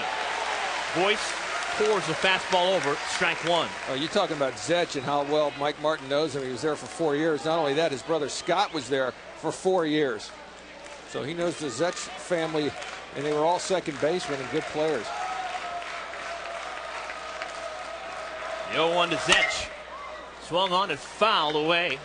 Zetch down in the count, 0-2. We're at Baum Stadium here in Fayetteville, Arkansas. The Road to Omaha, making a pit stop here in Northwest Arkansas, alongside Nick Belmonte and Joe Oliver. I am Eric Collins. This is game 2 of a best-of-3. Arkansas won yesterday by a score of 7-5. Today, Arkansas got up to a great start early on. Jake Duggar, a home run in the first inning. He's also got another base hit and another run scored. Florida State, 3 miscues defensively really doomed them in inning number 3. And yes, indeed, Zetch went around and Boyce gets a huge strikeout. That's a huge pitch for Boyce right there. As the bat cross home plate, right on the border, but he gets the call. As you said, great pitch at the right time. That was a pitcher's pitch, Joe. That's exactly right. He had to go outside of the zone right there and make the hitter expand his zone when he's way ahead in the count like that. Great job. So Boyce now with 2 strikeouts, none bigger than that one right there. And with runners on at first and at second, here's the All-American, junior shortstop Stephen Drew. Well, this is what we were talking about before the game. You know, the top of the lineup, not just getting the base hits, but getting the base hits when the runners are in scoring position. This is right now what can get FSU right back in this ball game. All-American hitter, tying run at the plate. Drew takes fastball, strike one. There is activity in the bullpen for the first time for the Razorbacks. For the Diamond Hogs, Trey Holloway, southpaw, getting limber.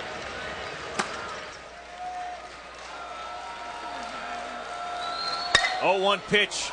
Hit out to left field, fairly deep, going back is Duggar. Now comes on. Oh, and he made an adventure out of that one, but he makes the play. Crazy play for Duggar. Stymies Stephen Drew. That'll do it. Runners left on at first and at second. We move to the 6th. 4-1 Arkansas.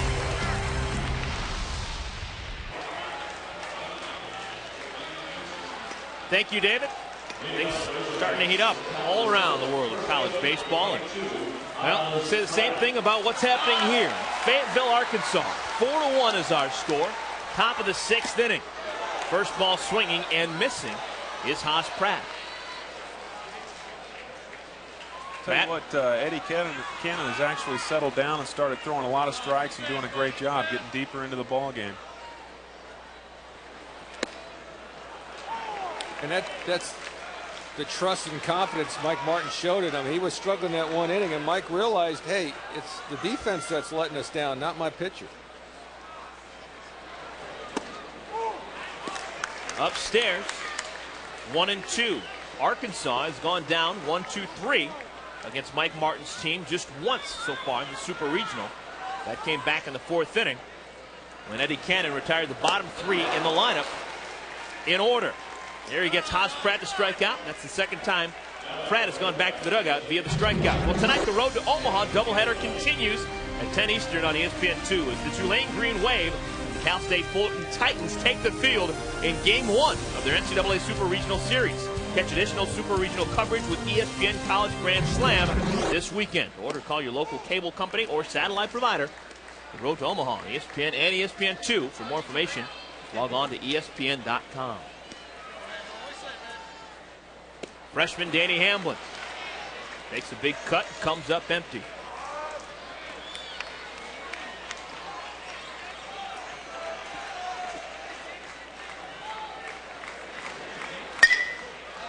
Hard hit ball, just foul. Just wide of the bag down the third base side. Third base umpire Joe Burleson emphatic with the call. And one of the things Cannon's got going is the rhythm. You know, he's getting the ball, getting the sign going. He knows that he cannot afford any more Arkansas runs, especially his offense is not getting it cranked. He has to keep them right here at 4. And Cheeseman's doing a great job of keeping the rhythm as well. You know, it's just as important for the pitcher to find that rhythm. Then as a catcher, you can get the ball, receive it, and get it back to him and let him get going again. Great shot right there, Mike Martin giving the sign. Outside, last thing that Eddie Cannon wants to do is issue a free pass. There's Mike. He's going to relay it to Cheeseman. He's going to relay it to Cannon. And off you go. Payoff pitch. High pop-up. Right field side underneath it is Sauls. Squeezes it. 2 up and 2 down.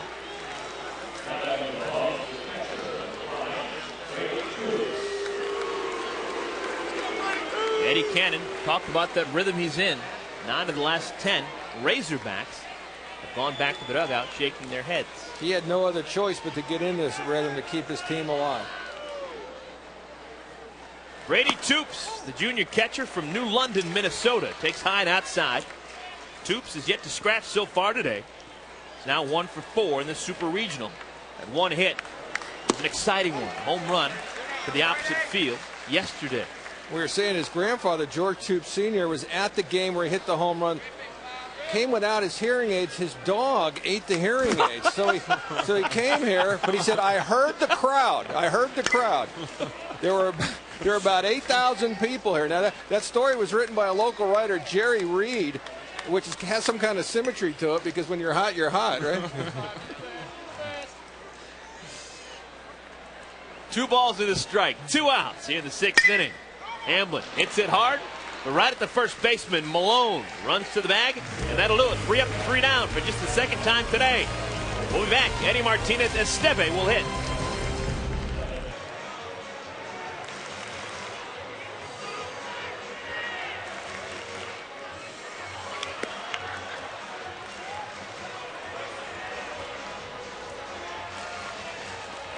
Welcome back to beautiful Baum Stadium. Gorgeous venue here. Routinely gets voted as one of the best in all of college baseball. We've enjoyed our time here. And so have the Razorbacks. Not so much for the Florida State Seminoles. Florida State lost yesterday, 7-5, and now with their back up against the wall, facing elimination unless they can win today. They trail 4-1 in the home half of the 6th inning. And already the Rally Caps have come out. Kind of early for the Rally Caps, but they're needed. That one's called the Shark. Let's see if it works this inning. Going to take a bite out of this lead. Oh, they got a good chance with Eddie Martinez Esteve leading things off. Martinez Esteve, a brilliant hitter out of the Edgar Martinez mold. Right-handed hitter who's got good power the other way. 1-0. Outside 2-0. He's got to be patient here. Again, nothing changes. Score's the same. Even more imperative as we get towards the end, be patient.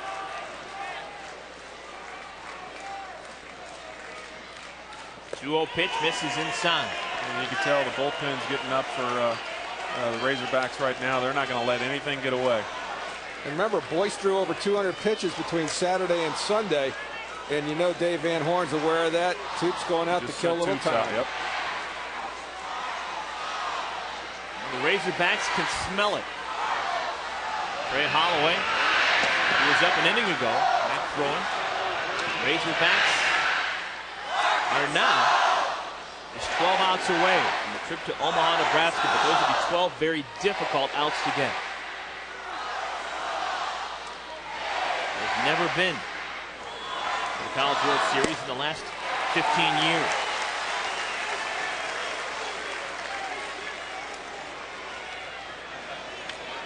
Mike Martin knows all about the College World Series. He's been there 12 times with the Seminoles. High pop-up. That'll make it into the stands. Charlie Boyce has battled back to a full count. 3 balls and 2 strikes against the All-American Eddie Martinez Esteve. These FSU hitters just have to realize that they're not down by 7 or 8. You know, they're only down by 3. You get a couple guys on, a couple big base hits, and next thing you know, you got a new ball game.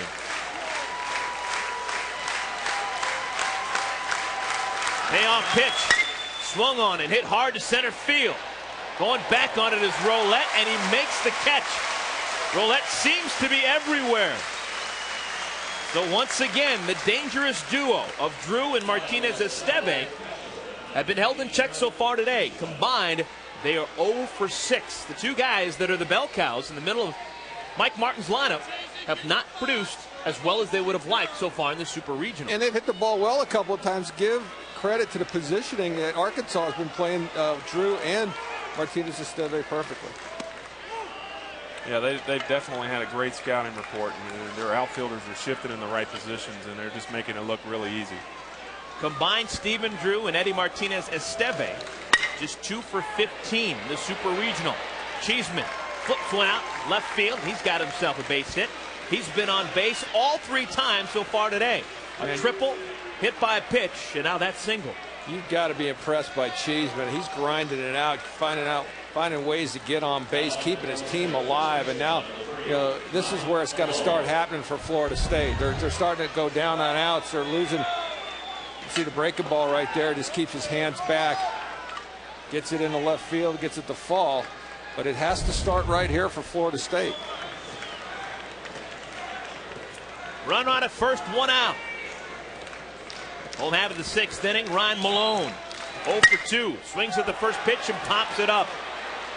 Playable in left field. Duggar underneath it, makes the catch. Boy, big out.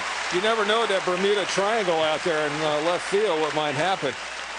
Tomorrow, the road to Omaha continues with 2 games on ESPN as South Carolina takes on East Carolina and an NCAA Super Regional game at noon Eastern. And Miami meets Florida at 3 Eastern. Catch additional Super Regional coverage with ESPN College Grand Slam this weekend. To order, call your local cable company or satellite provider. The road to Omaha on ESPN. For more information, log on to ESPN.com. I got to believe Duggar had over 9,500 people telling him he had plenty of room on that play. Matt Sauls. Foul ball, strike 1. 1 for 2 last time up, tried to bunt his way on and stepped on the baseball while he was out of the batter's box.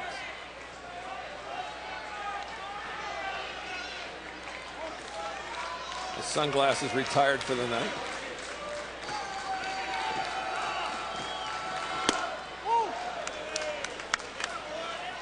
We're playing the bottom of the 6th inning here at Baum Stadium, Mayfield, Arkansas. Alongside Nick Belmonte, Joe Oliver, I am Eric Collins. This could be the deciding game of this best-of-3 series. Arkansas needs to get their business done, and they will head to Omaha. But that's not helping the cause. The 3rd hit batsman of the day, Charlie Boyce, has a magnet on the baseball that's attracted to Seminoles uniforms. And what makes this even more important, it brings a tying run to the plate, and I think that's going to be it for Mr. Boyce. Dave Van Horn has indeed signaled to the bullpen he wants the lefty. Trey Holloway will trot in to take on Gibbs Chapman when we return. 4-1 is our score, but the Seminoles are threatening. They have 2 runners on here in the 6th.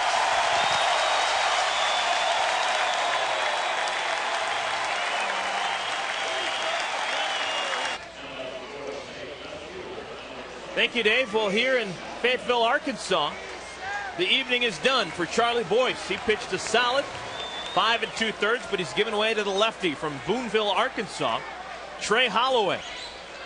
Holloway will take on Gibbs Chapman. Lefty on lefty matchup here with 2 runners on. 22nd game, you see 43 in the 3rd inning, 15 strikeouts, just 6 walks. And that is a salient stat for this situation right here. Chapman, 1 for 2. He singled his last time up. That came in the 5th, leading off the 5th. But he was stranded.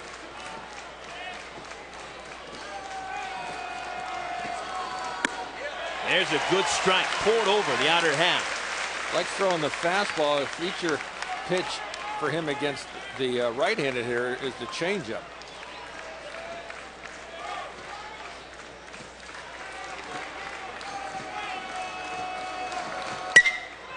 Ball driven into the gap through the right side of the infield. Base hit coming around is Cheeseman. The throw to the plate. Does he hold on? Yes, he does. Oh, the fans here at Baum Stadium ecstatic. Another great defensive play. A brilliant throw by Bridges out and right, and Toops making it happen behind the ditch.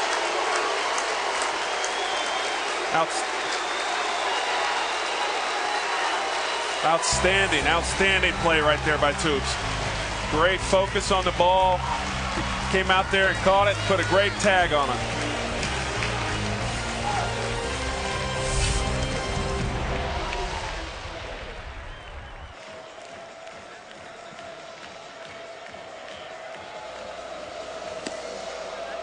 Four to 1 is our score. A lot of zeros on that scoreboard in recent innings, but not without a lot of excitement. Last half inning, 2 outs, base hit by Gibbs Chapman. Bridges comes up and throws an absolute P to home plate. And Brady Toops, Joe, pretty good job blocking that plate. Outstanding job right here by Bridges. Absolutely throws a bullet to the plate. Toops had a short hop. Outstanding job blocking it, focusing on the ball, seeing it into his glove, and hanging on. No sense in blocking the plate if you do not have the ball. Great job there by Toops.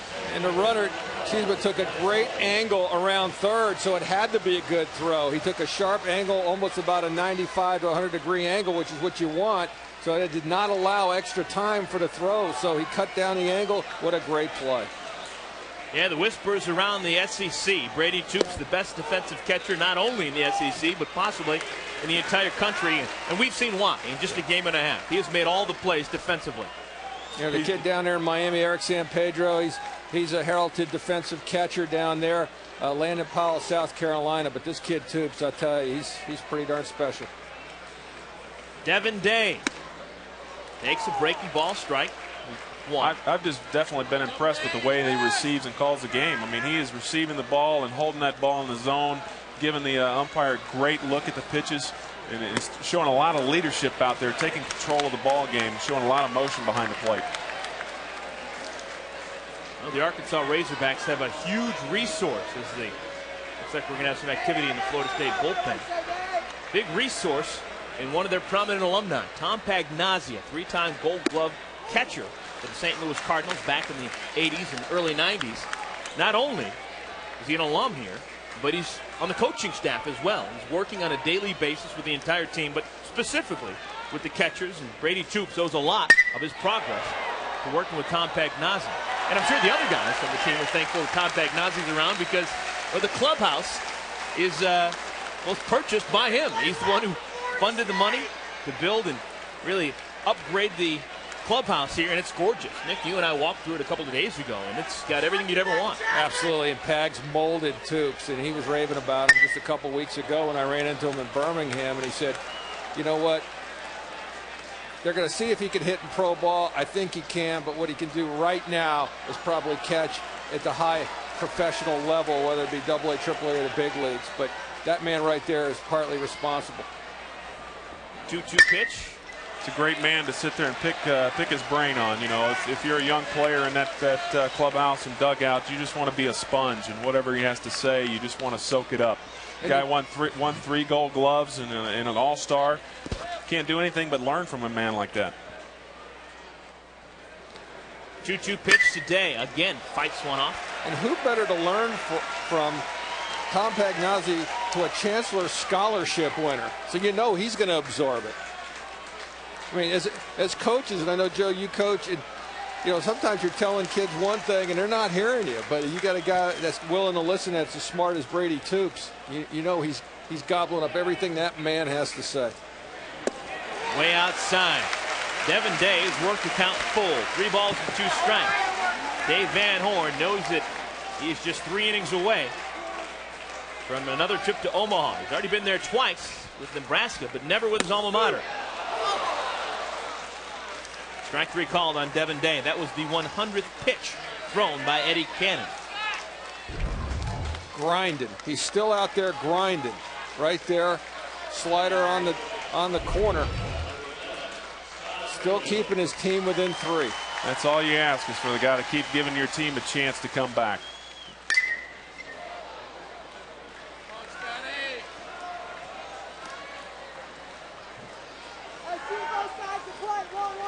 Bridges had that great throw last half inning that cut down Aaron Cheeseman, trying to score from second on the single by Gibbs Chapman. I don't know. You always see a guy who makes a great play, always comes up the next inning. Second inning, sure. You know what? They don't talk about this a lot, but a lot of times the guy has nothing to do with the play, and he always leads off. And it just doesn't get the same play. I never figured that out. Cannon rocks and fires. Misses outside.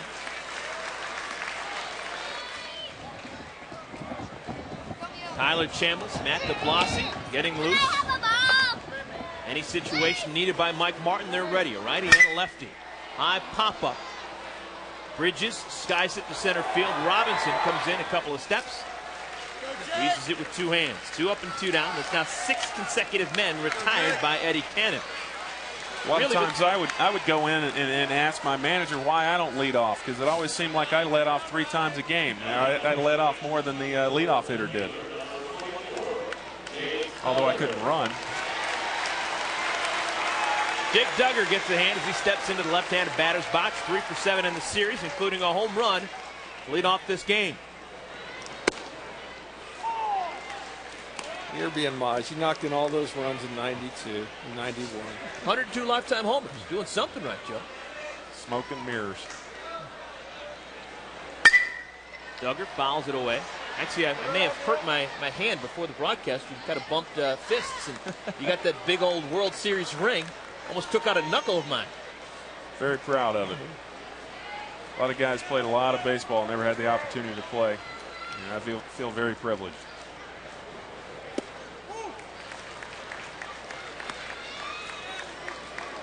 Although it's not the size of what you see like the Florida Marlins just cashed in. Gaudy.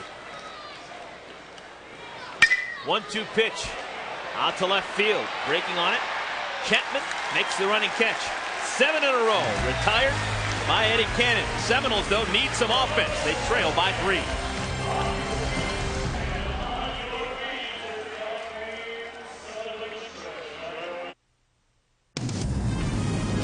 Coca-Cola brings you Championship Expressions.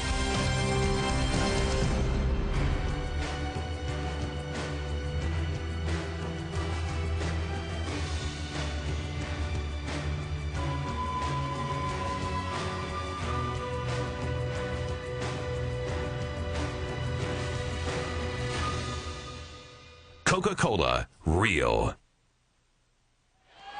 Well, the road to Omaha so far has been filled with many emotions for both teams.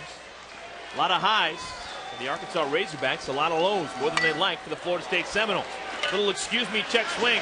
Robinson hits it over to first, and the ball is thrown into the dugout by Haas Pratt.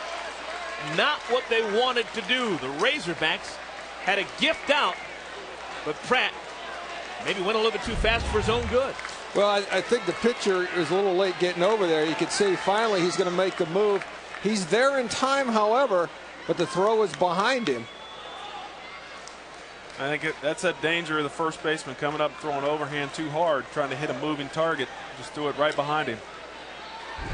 Now, it looks like Holloway was there in fine fashion. The throw wasn't there. And this is where Florida State, again, they got to start capitalizing down to their last 9 outs.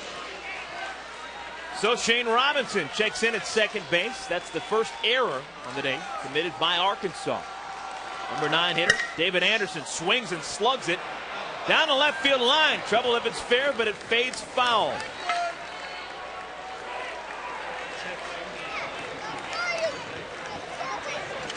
That ball getting thrown in the dugout takes the double play away here, and that's been the bugaboo of Florida State.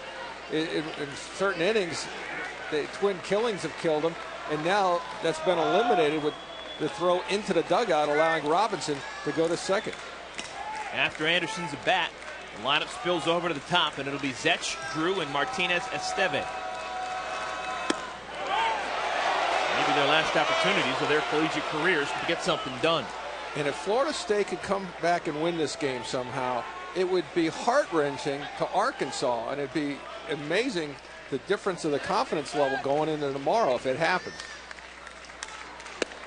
Swing and a miss. Changeup fooled him. We're in the bottom of the 7th inning.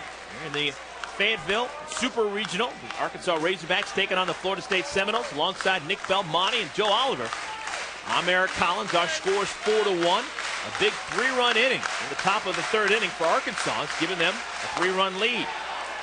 Runner on at second base. Count is now 2 balls and 2 strikes on the number 9 hitter, Dennis Anderson. Immediately following Anderson will be the 3 big guns for the Seminoles: Ryan Zech, Stephen Drew, and Eddie Martinez Esteve. Relief pitcher Trey Holloway in the game in place of Charlie Boyce, who is very effective. Swing and a miss. Big strikeout for Holloway. Well, if you're looking for a complete list of national statistical leaders in every division of college baseball, go to NCAAsports.com. NCAAsports.com is the official online home for all 88 NCAA championships. Joe, what do you think of El Cambio on that pitch? I think that was an outstanding call, outstanding pitch right there. Located it well. Great time to use it.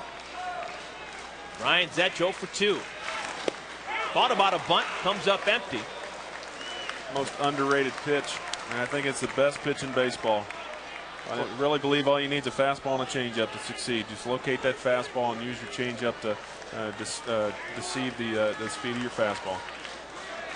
And it kills those right-handers as it's tailing away from them and makes it even that much tougher. Foul ball. 0-2. Zech down in the hole. Well, if Zech could get himself on base, it would bring the tie-in run to the plate in the person of Stephen Drew, and that would be about as exciting as it gets. Whoops. Don't like when that happens.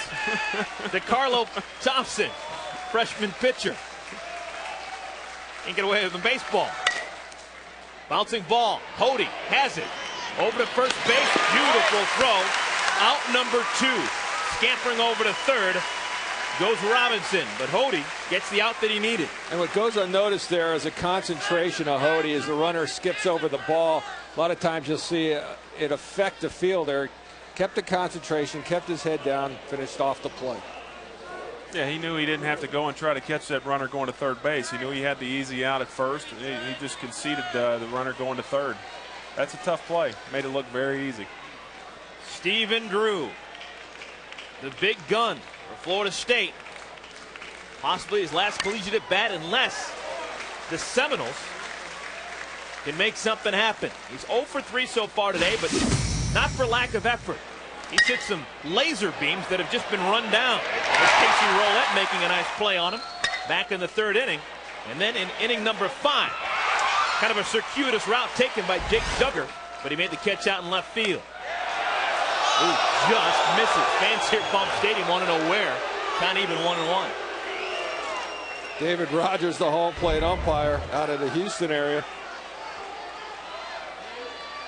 He's saying it was off the plate, just a hair. 1-1 pitch off the knuckles. Fouls it out of play. 1-2. Good job of tying him up right there, coming way in off the plate. Really do whatever he wants to now. He's got him trying to cheat.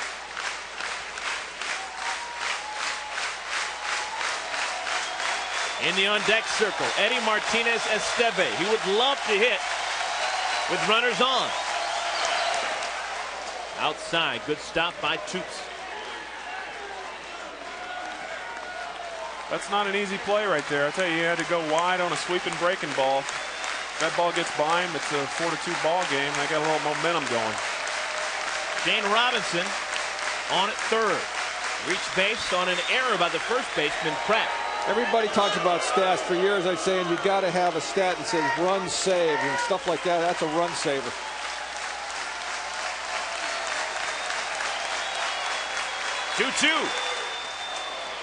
I tell you, the stat that I really appreciated was when you would go back into the dugout and your manager, your coach would walk over and pat you on the butt, pat you on the head, say, "Great job. Nobody knows it but me, but you saved a run right there." Exactly. Now, if we could put it in hard form, you take that to arbitration, you're a better off guy.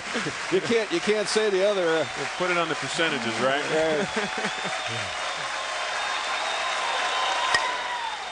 Pop up. Shallow right center field. Roulette calls for it, makes the play, and Stephen Drew is retired again. Hollowell does his job. No runs, no hits, an error. One man left.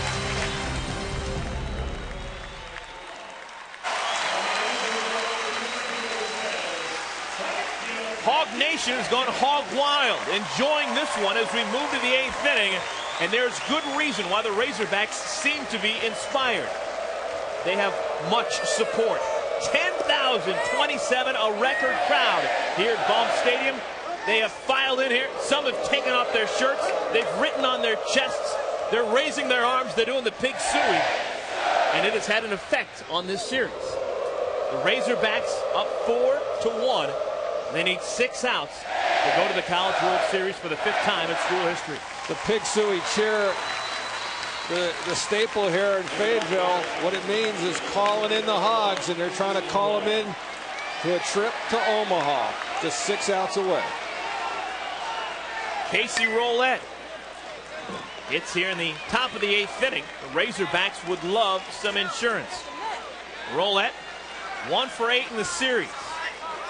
Solo home run in yesterday's contest. Eddie Cannon still laboring on the mound. He has been very effective ever since that debacle of a 3rd inning where 3 errors were committed and 3 runs were scored for Arkansas. Since then, he's settled down. He's retired 13 of the last 14 Razorbacks that he's faced. Showed a lot of composure and showed a lot of heart and drive to go out there and shake that rough inning off and pick up his teammates. 2-1. Hit on the ground. Chance for Stephen Drew. Thinks about it, tosses it over, and just in time gets the out at first. Well, tomorrow, join ABC Sports as a star-studded field tees off at the Buick Classic. Final round coverage begins tomorrow at 3 Eastern, noon Pacific on ABC Sports. Championship Television.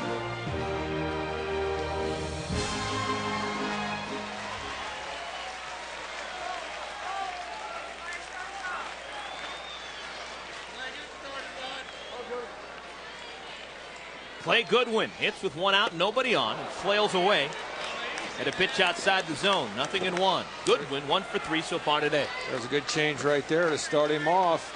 That's a good pitch a lot of times to start an aggressive hitter off at.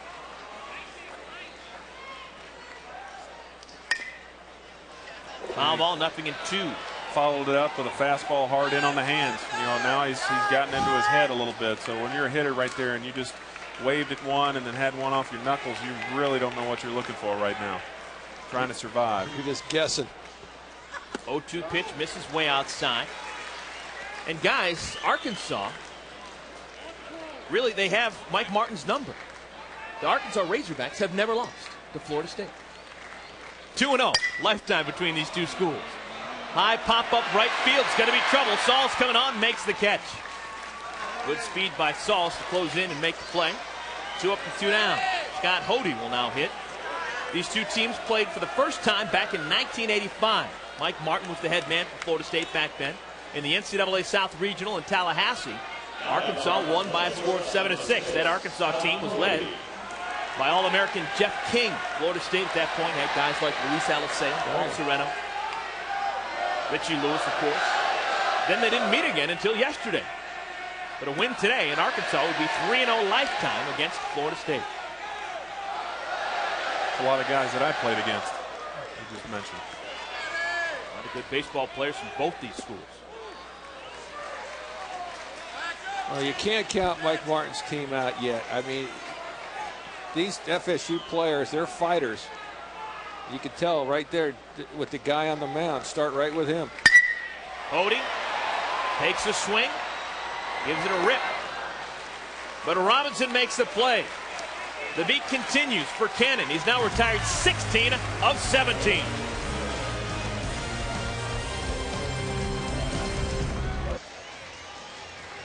Bottom of the 8th inning. Arkansas and their fans delirious. They're up 4-1, and they're telling me this man actually has a name. Yeah, this is Hognoxious. I mean, basically the guy's got a grip on himself, as you can literally see. But it's always nice when you leave passes to the game, the people you leave for actually pick them up. So that's... Hognoxious. Where can I get a hat like that? I will not leave Fayetteville until I find one.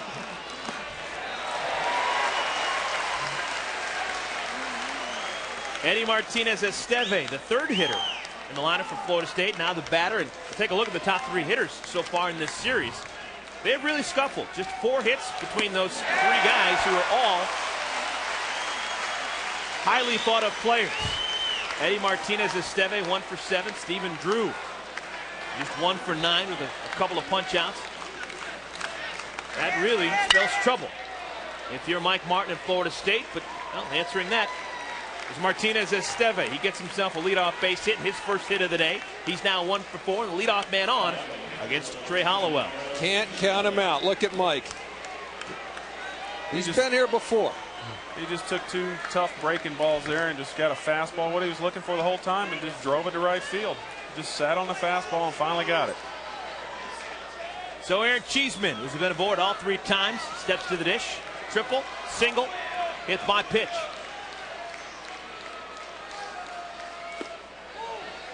Breaking ball downstairs. We do have activity in the bullpen for the Razorbacks, just in case things get dicey with Trey Holloway on the mound. I like what Dave Van Horn's doing. He's playing off first base behind Esteve Martinez. Great job of recognizing the situation. You can see him right there. Haas Pratt doesn't need to be holding the runner on. You'll trade 90 feet for an out. Get your first baseman some range right here. Dave Van Horn right on top of every pitch. 2-0 pitch. High hopper, third baseman has it. Over to second for 1. They'll be content with getting the lead man out. Good play by the third baseman, Goodwin. That's an even better play by Day over there at second base to make sure that he caught the ball, got the force out at second base, didn't try to do anything creative and maybe throw the ball away or come off the bag. That's a tough feed. So Cheeseman replaces Martinez-Esteve on at first base. There's now 1 out. Left-handed swinging Ryan Malone steps to the dish.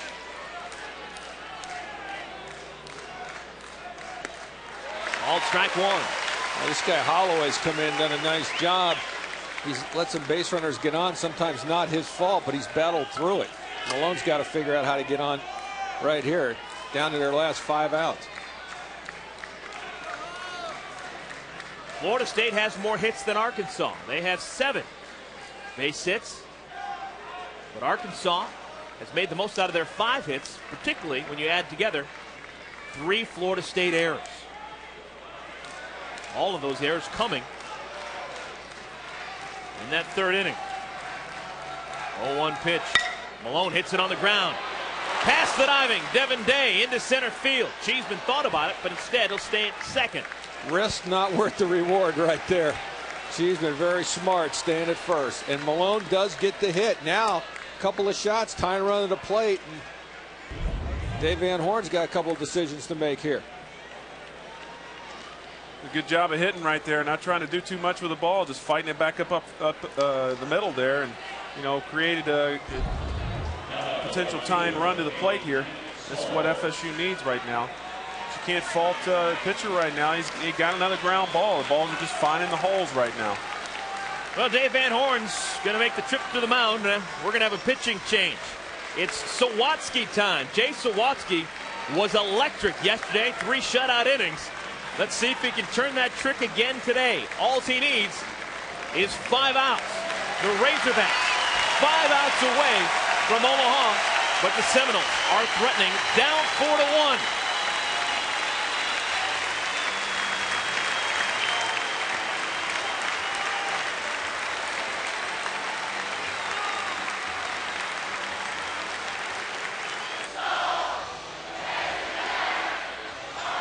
Welcome back. Well, Trey Holloway goes to the bench. The 2 runners on base, his responsibility.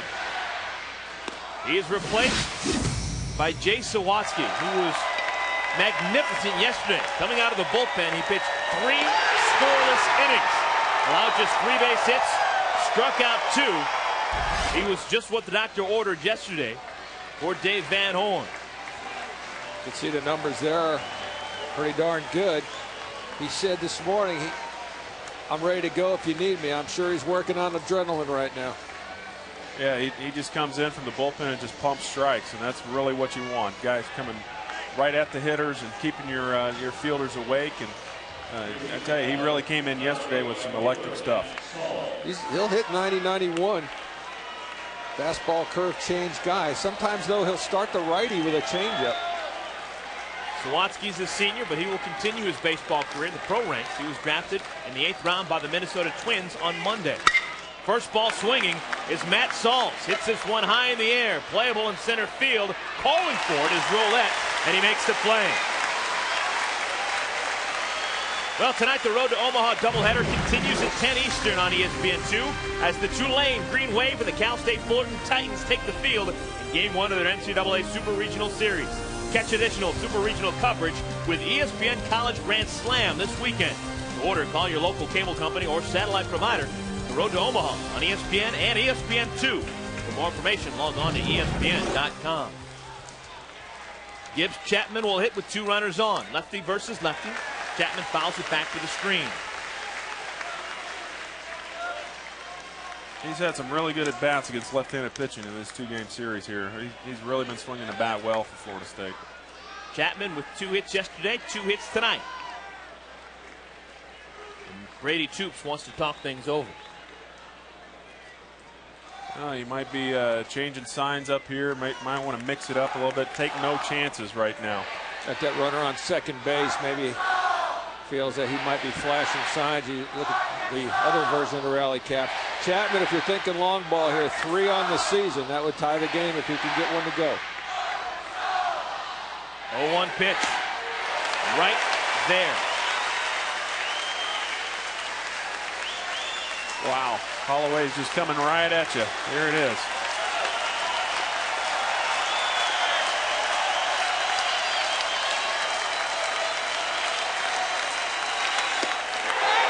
Just a hair outside. The 10,000 strong here at Baum Stadium. All umpires on that pitch. They wanted it. I think they could sense something. Cheeseman on at second. Malone on at first. The 1-2. Swing and a miss. Sawatzky does it again. Comes out of the bullpen and throws water on the fire.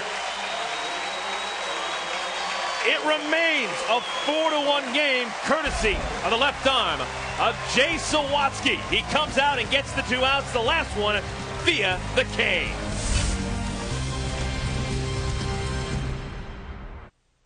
NCAA Championships on ESPN2. The Road to Omaha is brought to you by Sensodyne Toothpaste.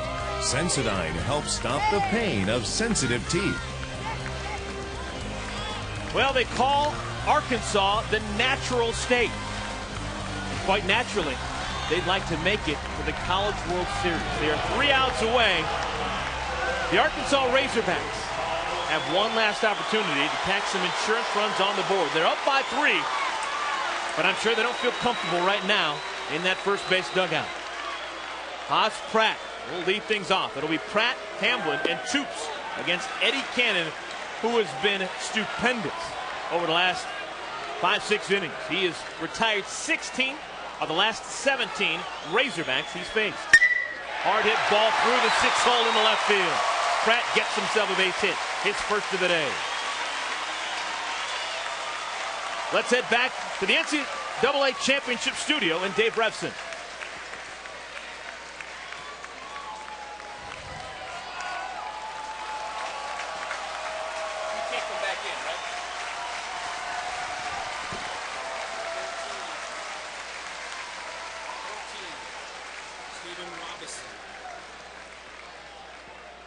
Thank you, Dave. Well, Haas Pratt, his evening is done. A single here in the 9th inning, and now he is replaced at first base by Steven Robeson.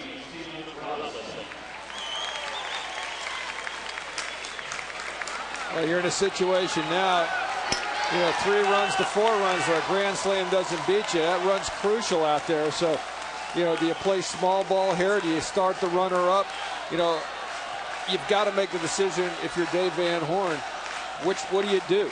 But you got to feel good about it. You're the guy that's up 3. Exactly. You're in the driver's seat. You're definitely going to try to cash in and get another run right here. Every run is important in this situation. A lot of things you could have your hitter do. Straight steal, hit and run. We're going to have a pinch hitter. Dave Van Horn has gone to the bench and called on Bubs Merrill. He is a fan favorite. You heard it a moment ago. The Bubs chant is just echoing through Baum Stadium. He is a senior, a transfer from Nebraska. He played for Dave Van Horn in Lincoln and followed him over here for his senior season. Bubs Merrill. You're probably going to see FSU do some kind of bunt play right here. They're going to try to be creative. They can't let that runner get to second base. And Dave Van Horn has a choice. If they are crashing in here so hard, you might as well just let your hitter go ahead and swing away, pull it back and swing if they're really overextending themselves defensively. But I think Merrill is probably brought in just because he is a good bunter. Go to first base, a little bit of a surprise attack. The back of that first dive is Robinson. He may be a good bunter, but we haven't seen it. He does not have a sacrifice bunt on the yield. So Bubs Merrill may be asked to do something he's never done so far this season. We shall see. In case you're wondering why he's called Bubs, well, when he was growing up, I guess his family thought he looked like a Bubba. So they said, we're going to call you Bubs. He bunts it, he fouls it back to the screen. Did not get his body set out there that time. Kind of waited a little late and kind of rushed it out there. There's Dave Van Horn. He may be going pitch to pitch here. He sees what he can calculate is how fast are the FSU corner guys crashing. Maybe pull the bat back and swing away.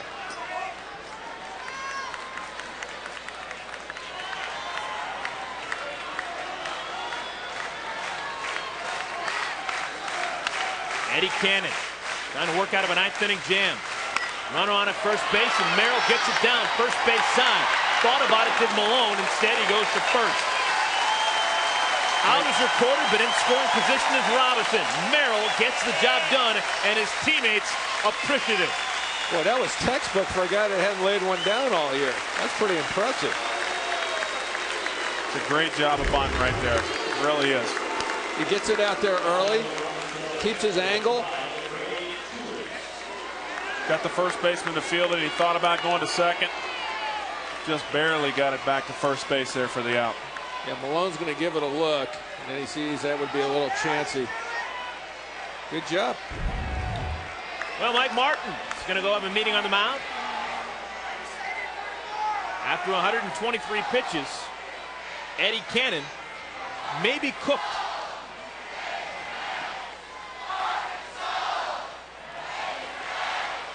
We will have a pitching change. Eddie Cannon, his night is over. Coming in the game, Matt DeBlasi. the lefty from Clearwater, trying to hold the Razorbacks right where they are.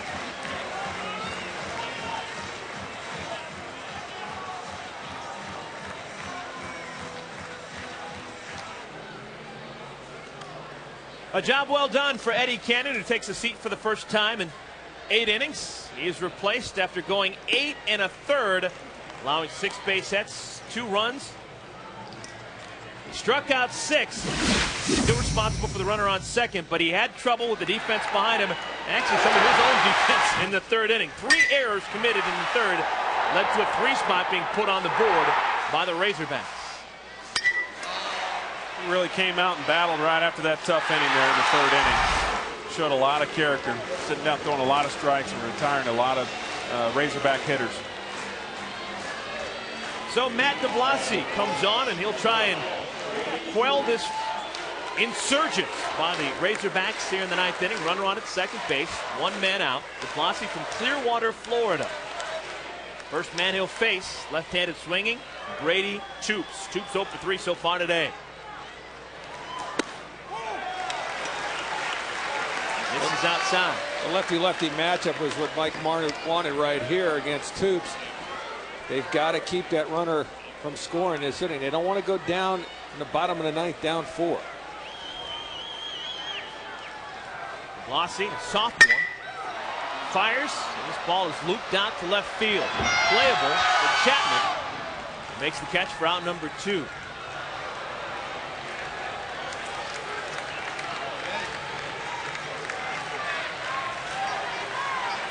So Chapman, who had some adventures earlier today out in left field, makes the catch on the ball hit by Toops.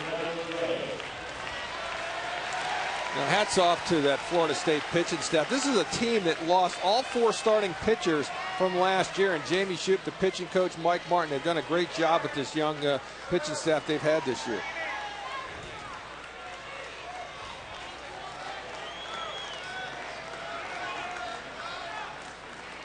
DeBlasi fires. 2-hopper. Zetch stumbled a bit.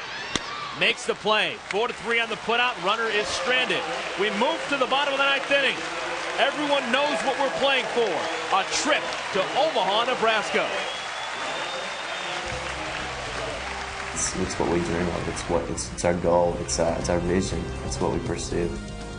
Something in my heart, and just I get goosebumps. Just can't wait to get up to that opportunity. We kind of say we got more guts than talent. It's time to put up or shut up.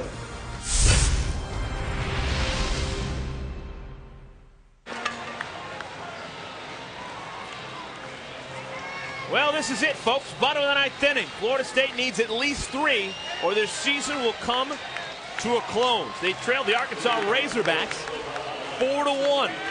Hog Nation getting ready to go hog wild, but not before the Seminoles have something to say about it.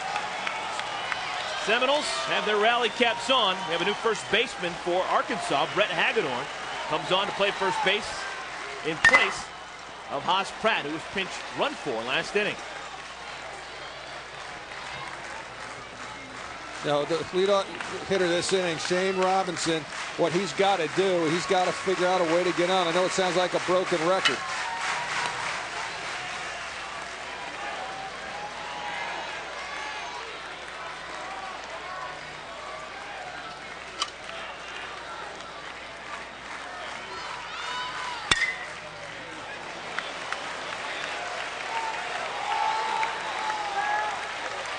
Jay Sawatsky still working his magic. Came out.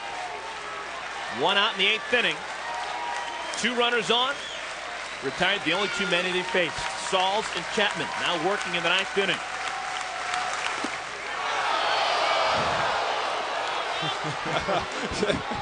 Over 10,000 umpires right there. That wasn't a strike. They thought so, though. 2-2 pitch, hit back up the middle, past the shortstop Honey into center field. Just put it out to order. Robinson trying for 2, and he'll get there. Oh, dangerous play, but Robinson makes it work. Mike Martin is standing there with his hands on his hips right now going, what the heck? Risk not worth the reward there. Players are settling him down. One-run game maybe, but down by 3. Caught him napping, yes, but wow, if you make it out here, you don't want to go in your own dugout.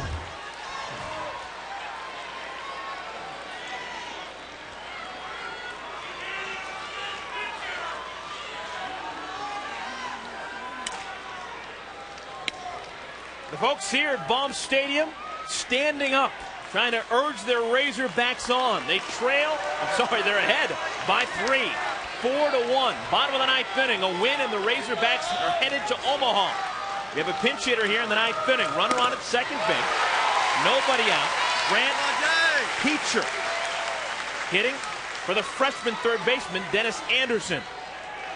Peacher is yet to take a swing in the Super Regional. This is his first game action. 0-1 pitch, Jay Sawatsky delivers. Third baseman Goodwin has the baseball, throws in time, out number 1. The Razorbacks 2 outs away from a trip to Rosenblatt Stadium. Yeah, but before they go, they've got to contend with Zech, Drew, and possibly Martinez Esteve, possibly coming up their last time in a Seminole uniform. These hitters have really got to try to scratch out another base runner right here.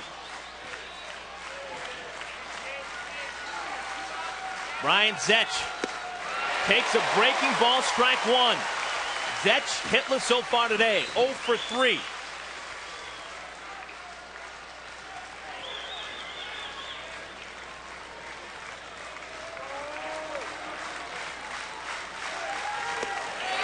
Another strike.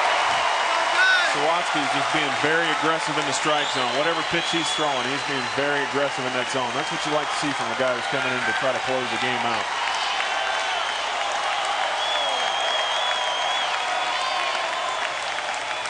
Nothing in 2. The senior Zech trying to battle, puts the bat on the baseball, and it's butchered by Hagedorn.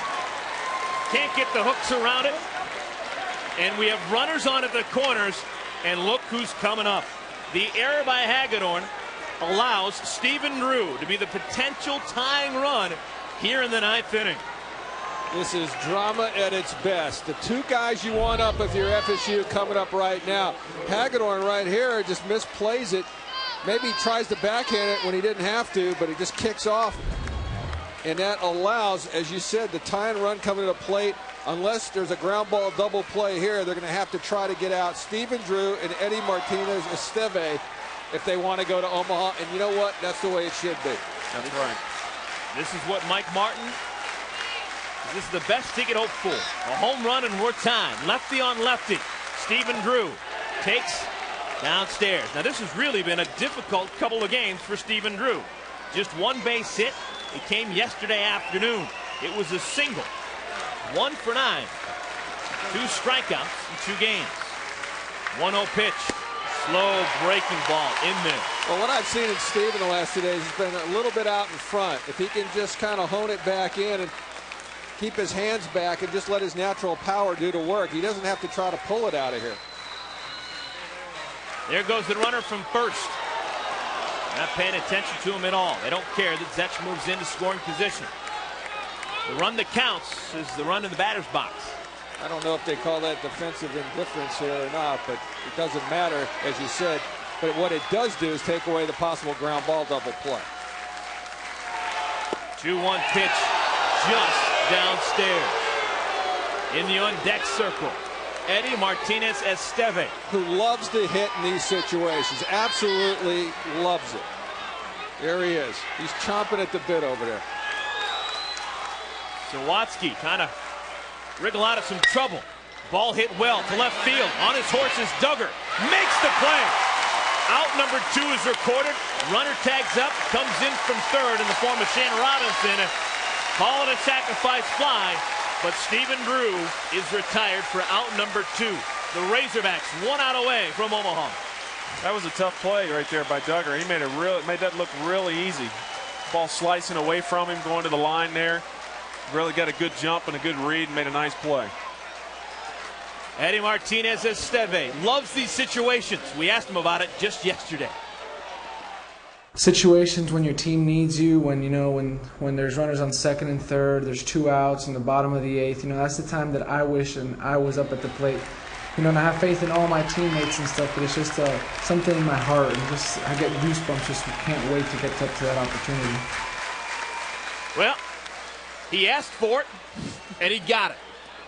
He represents the potential tying run. If he makes it out, the Florida Seminoles' season is over, more than likely.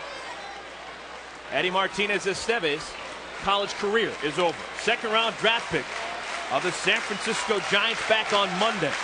He'd love to continue playing collegiate baseball in Omaha. Pitch misses outside. He went to the same high school as Doug Mankiewicz and Alex Rodriguez. Great lineage there. He's in a pressure situation.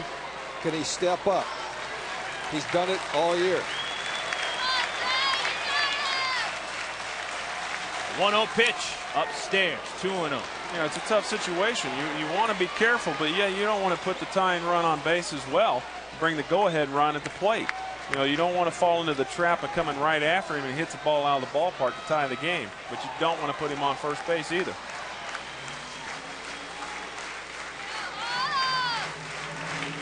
Upstairs 3-0. We should remind folks that, just in case you're wondering, even though we are playing here in Fayetteville, Arkansas, the home stadium for the Razorbacks, technically Florida State is the home team. So this is the bottom of the 9th inning. If they can get 5 runs, this game would be over. 3-0 pitch right down the heart of the plate.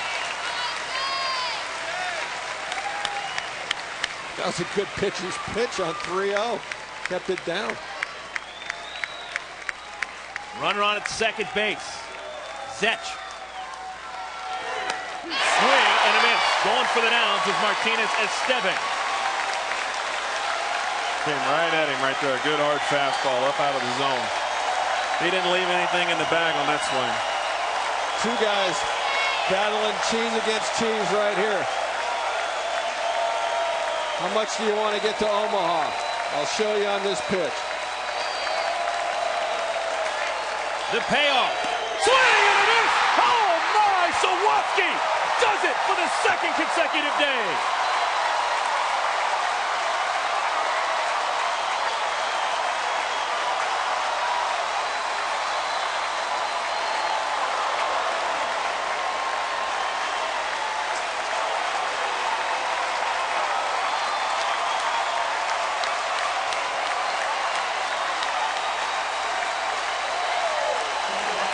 What a performance by the Arkansas Razorbacks. We talked about it the last 2 days. They do whatever it takes to get the job done. And they did that today. They didn't get a lot of hits. They got just enough, but they sure got the pitching. They got the pitching. They got the key hits when they needed it. There was something that FSU couldn't come through with. Great ball club out there with the Razorbacks. In case you're wondering what our Pontiac high-performance moment was, you just saw it a couple of moments ago. Jay Sawatsky pouring a laser beam past Eddie Martinez-Esteve, the All-American, to give the Hawks a trip to Omaha, Nebraska for just the 5th time in school history. And how about the Southeastern Conference, the co-champions of the regular season, both have punched their ticket. And let the celebration begin in Fayetteville.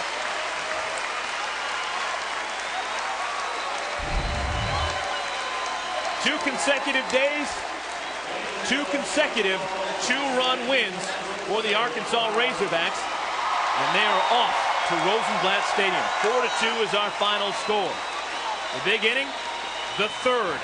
3 Seminole errors led to 3 Arkansas runs.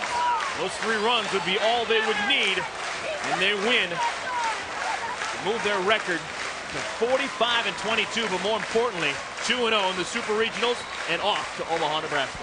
Well, they found a way to do it. They've done all year. They're going to be a dangerous team going into Omaha, the way they're playing confidence-wise and the way they're clicking on all cylinders. Momentum. It really carries you from one series to the next. It's a great ball club that's heading over there to Omaha. It's going to be an exciting series to see. No one is happier than that man, Dave Van Horn, coming back to his alma mater. Played here back in 1982, was a wonderful player. Cut his teeth coaching, a couple of different stops. Most recently at Nebraska, went to the College World Series 2 consecutive years with the Cornhuskers.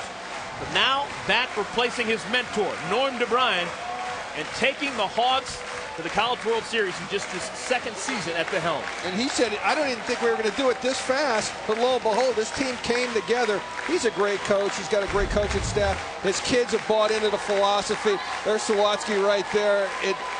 You know, the belief in the coaching staff and listening to what they have to say, the confidence has built week in, week out, going through the tough Southeastern Conference.